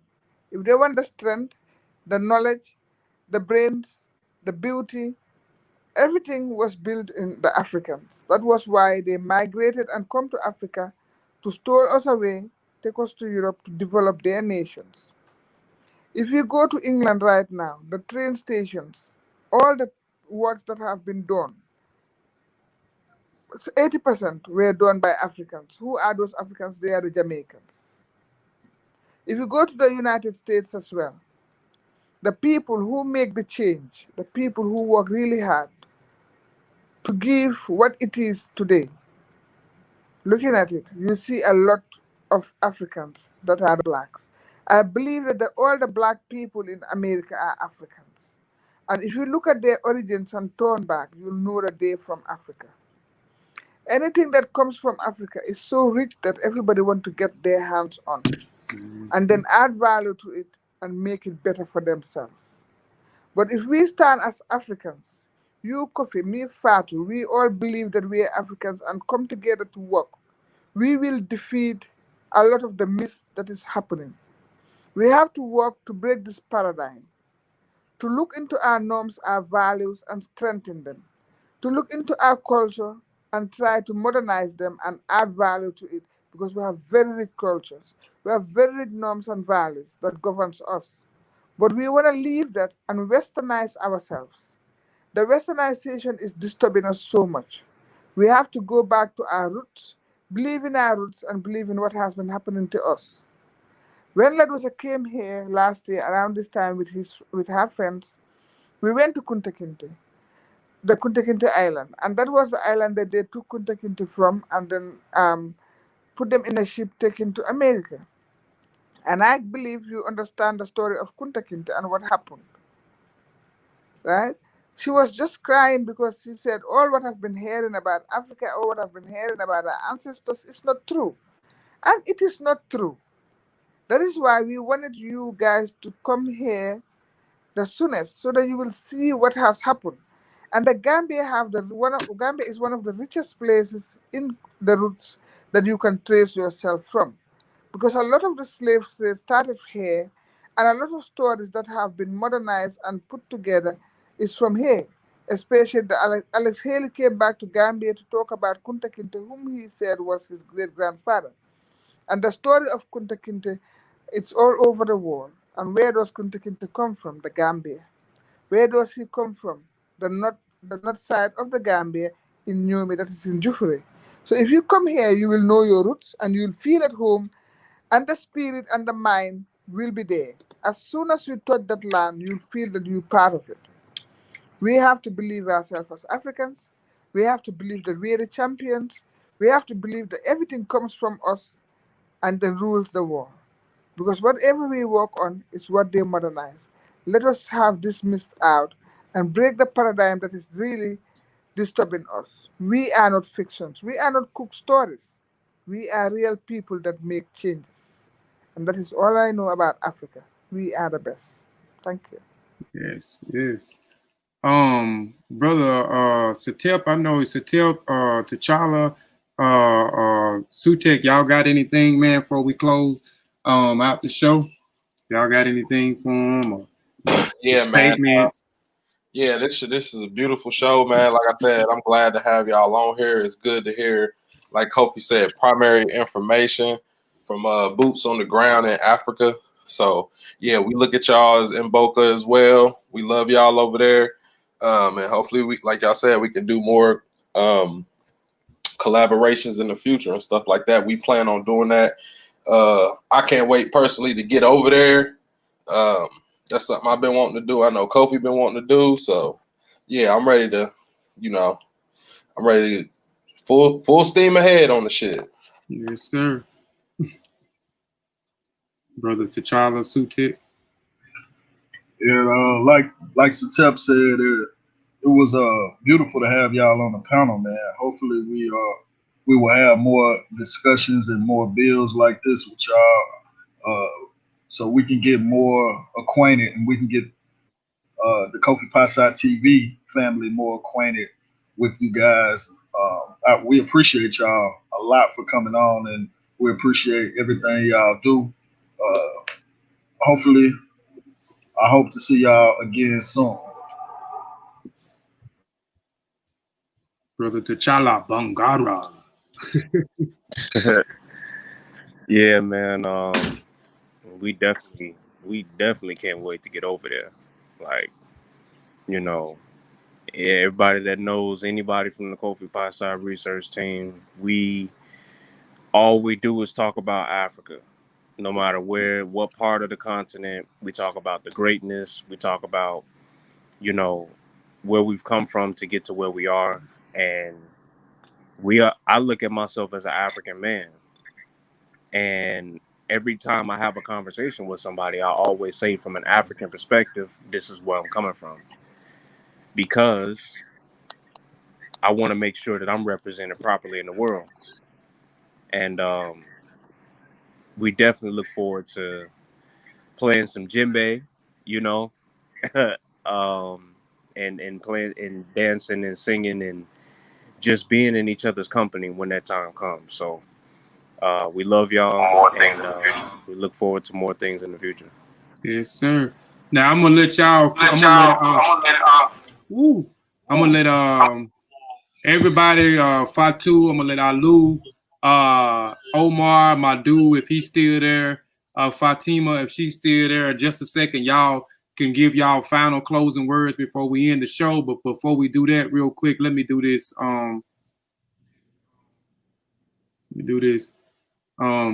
Real quick.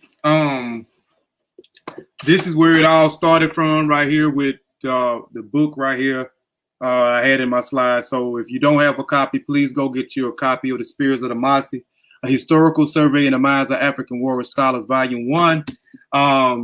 And it's in the motherland now. So, and we've been giving y'all footage. So be on the lookout for the writing essay, which is getting ready to come to a close here. I think in the next week or so. We'll let them, one of y'all can talk about that in one of your closing words. Also, this is volume 2 from Spirits to Pen. Y'all, Sister Fatu and the rest of y'all, I'll be sending this book out tomorrow. I'll be sending this book to Sister LaDoja. I don't have the place here where she sends it off where I'll be able to get a cheap rate to send it over there.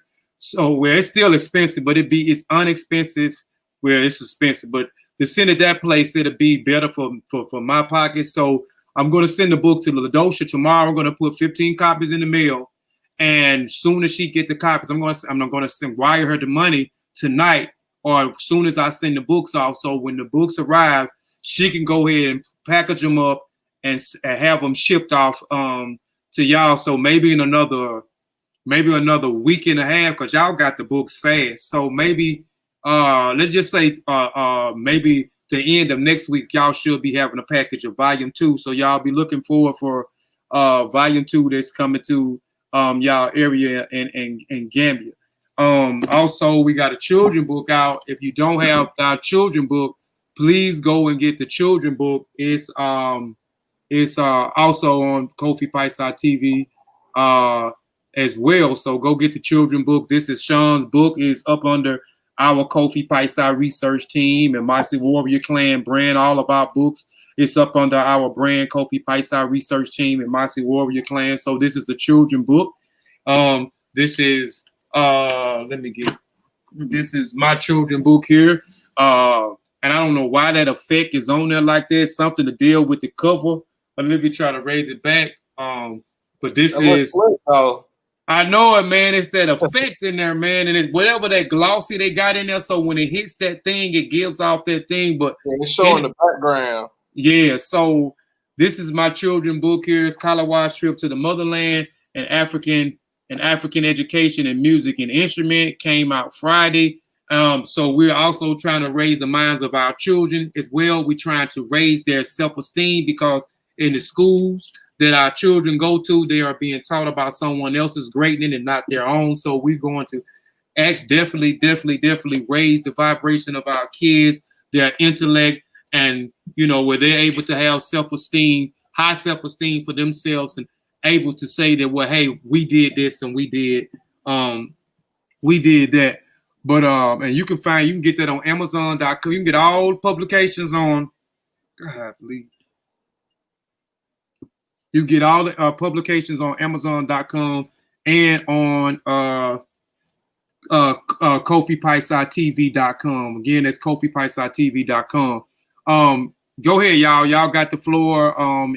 With y'all final words. Fatu, Olu, Medew, Omar, Adama, and Fatima. If y'all all still on here, we'll close out the show.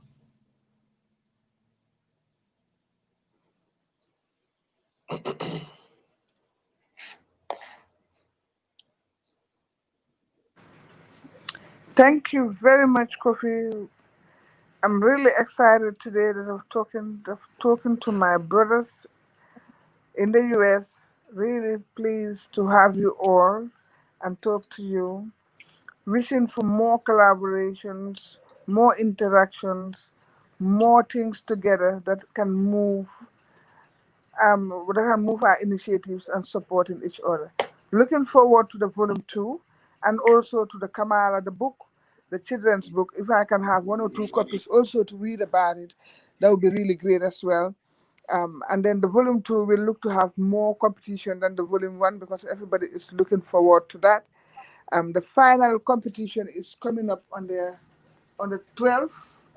On the 12th of October, that is when we move it to, because the judges wanted to have more time to read the book, be able to analyze and also understand the concept that the essay is all about so that they can judge fairly and freely.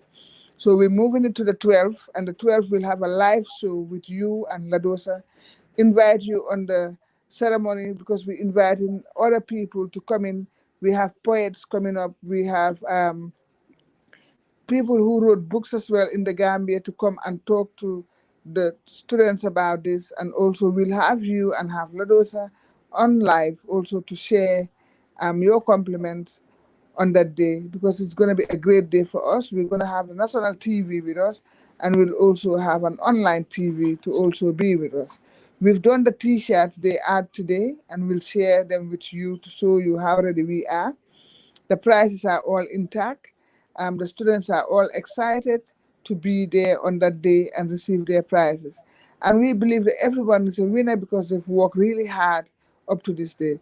The coordinators were all awesome, from Omar, the coordinator, to Aliu, to Modu and Safi. They all did extremely well. The judges, we have the best judges that we can count on because we have the president of the Writers Association, who is also the Secretary General of Human Rights in the Gambia and also the president of Gayenjorro Skills Academy, Dr. Chernobari. He is leading the judge. And Fatima, also Mane, is also part of the judges.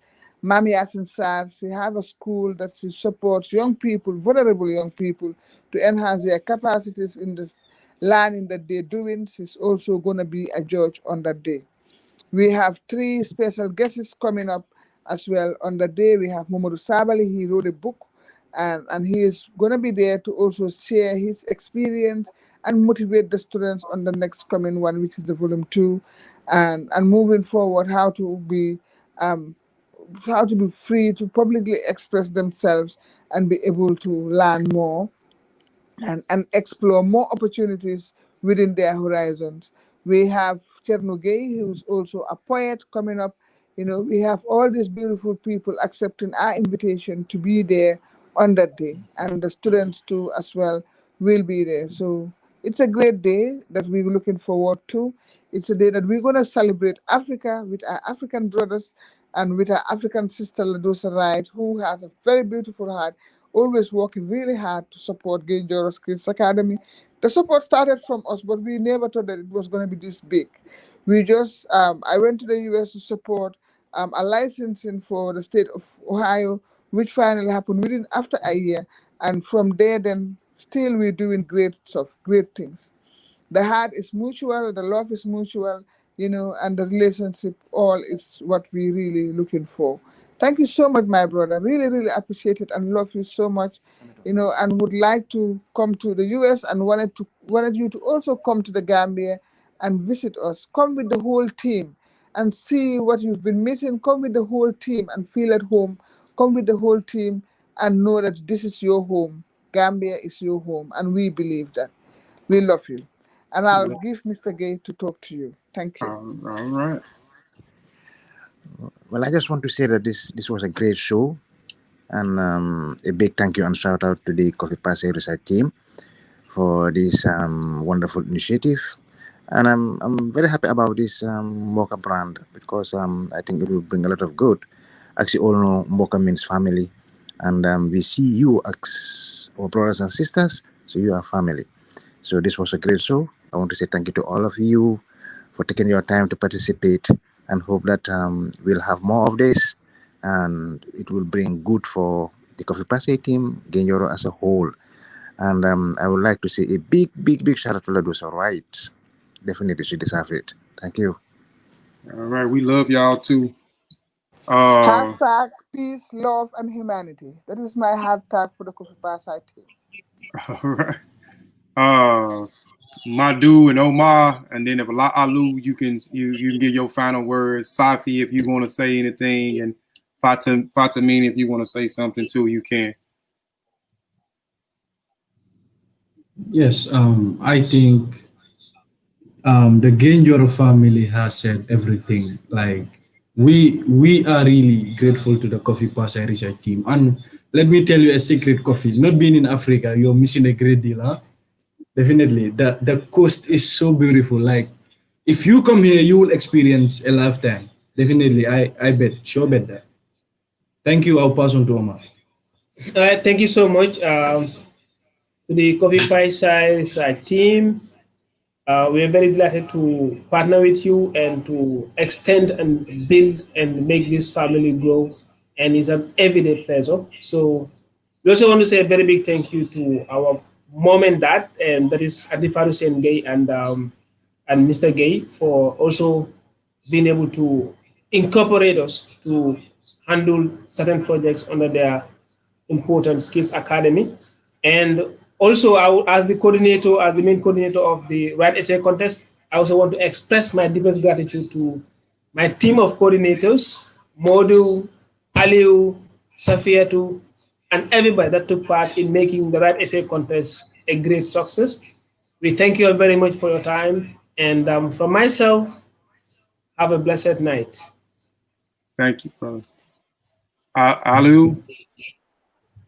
Yeah, I just want to say shout out to brother Jahudi, for that final touch on the MBOKA brand. Yeah. It's makes it look more valuable, more beautiful. I just want to say a big shout out to him, and then Jeff to all our MBOKAs right now connected and those that are not connected. I say Jeff to all of you. It's been a pleasure being with all of you. We are family, and definitely we'll show the whole world that we are all one and we are all family. So peace, love, and more uh, more opportunities, more empowerment, more love, more brotherhood, more family to all of us. Jerry. Jeff. What about you, Sister Fatima? You got any last words you would like to share?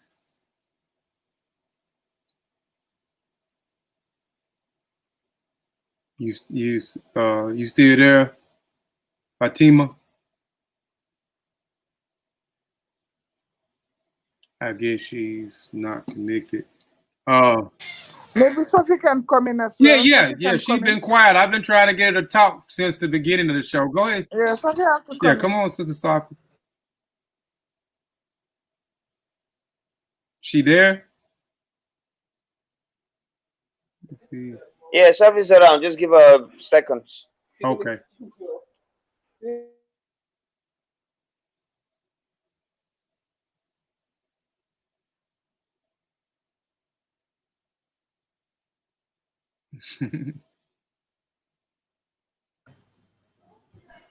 All right, Sophie's coming in. All right. Hello? Hello. Any last words, my sister? Hello. Hello. Hi. Hello. Yes, we can hear you.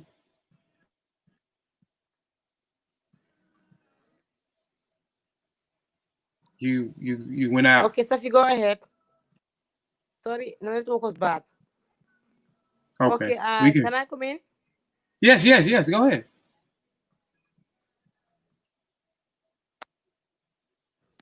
Hello, can I come in? Yes, you can come in. You good. We can hear you. Okay, I'm just gonna say a big thank you.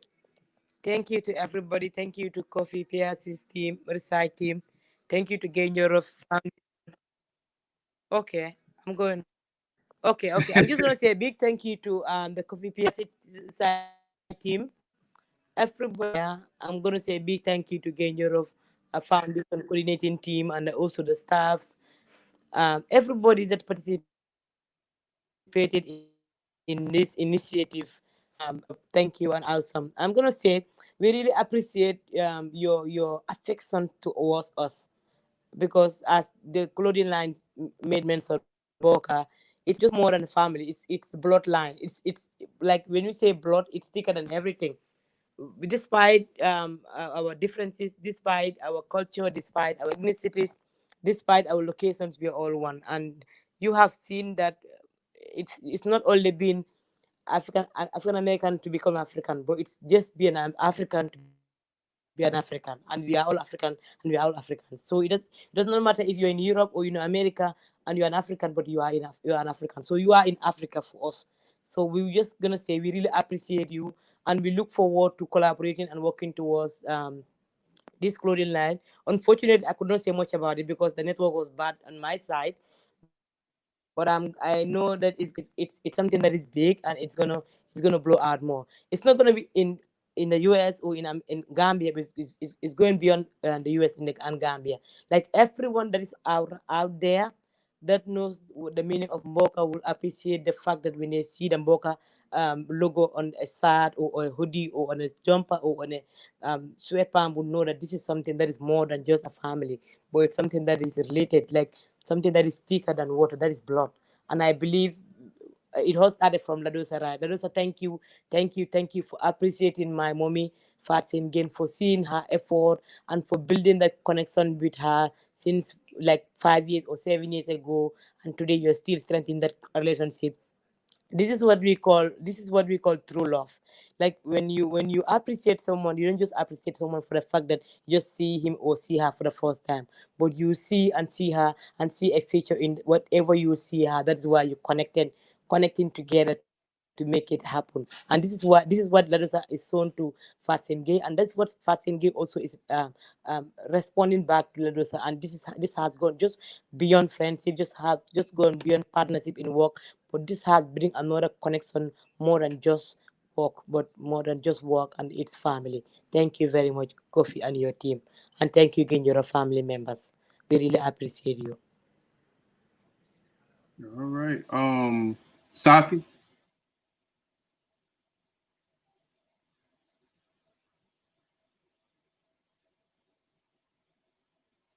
She, Sister Fatu. Safi. Safi is gonna say anything, Sister Fatu.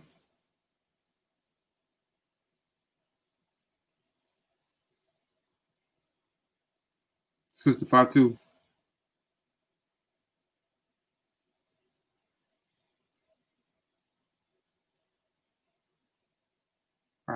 don't want to leave Safi out.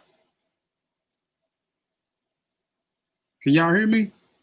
I hope I ain't done dropped off. Am I still good? My volume still good?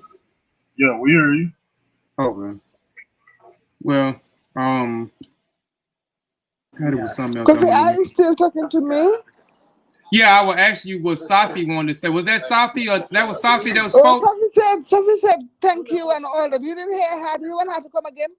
Oh no. Okay, no, that was her. That okay. I heard. I thought that was someone else. So she's up under the Fatima. Oh, okay. Okay, It's Safi. It's Safi. Okay. Yeah, okay. Well, we heard you. Okay. All right. Well, we're gonna Hello. end. We're gonna end the show. We greatly appreciate y'all for coming on the show. Hold on. I'm Shawn got something. Okay. Go ahead, brother Shawn. I really don't have much to say, man. Beautiful show. I appreciate everybody tuning in. Like the show, share the show. You know, I love our family members over there in the Gambia. We building. We ain't tearing nothing. We building. And I appreciate them answering all the questions. And even though there's still more, we'll continue to work on those things that we need to work on. And I just appreciate you, Sister Fatu, and the Gayenjorro Skills Academy for allowing us the opportunity to not only be a part of the academy, but now, help participate in educating other brothers and sisters that do not have the opportunity to be able to afford to attend school. So thank y'all for all of that. We hope that soon that when you get the volume 2 books that they're greatly received, and I think that you're going to enjoy volume 2, reading volume 2 a little bit more than volume 1, I think, in my opinion. And but that's it, that's all that I just wanted to say. That's my piece. All right. Well, again, we appreciate Sister Fatu. We appreciate Adama. We appreciate Alu, Safi, Omar, Madu. We greatly, and everybody else over there. We greatly appreciate y'all for embracing us and accepting us as your family. And we'll see y'all next time. We're going to continue to. We're going to try to establish a relationship. We're going to establish a relationship like you have with Ladosha. Shout out to Sister Ladosha. She's been keeping her word with y'all for the last 7 or 8 years. I didn't even know. I thought it was maybe recent, but it's been 7 or 8 years since you and her exchanged words, and y'all are still friends and still family and still doing things together and building together. So we, the Kofi Piesie Research team, we are going to do the same thing. This is not a few months thing. We've been building with y'all for the last 3 or 4 months.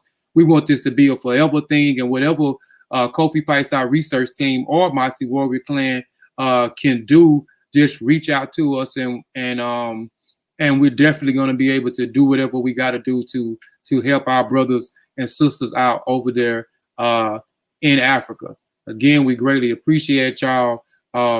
We love y'all. We thank y'all for coming on to the panel. For a couple of hours. I know it was late over there, so we greatly appreciate it.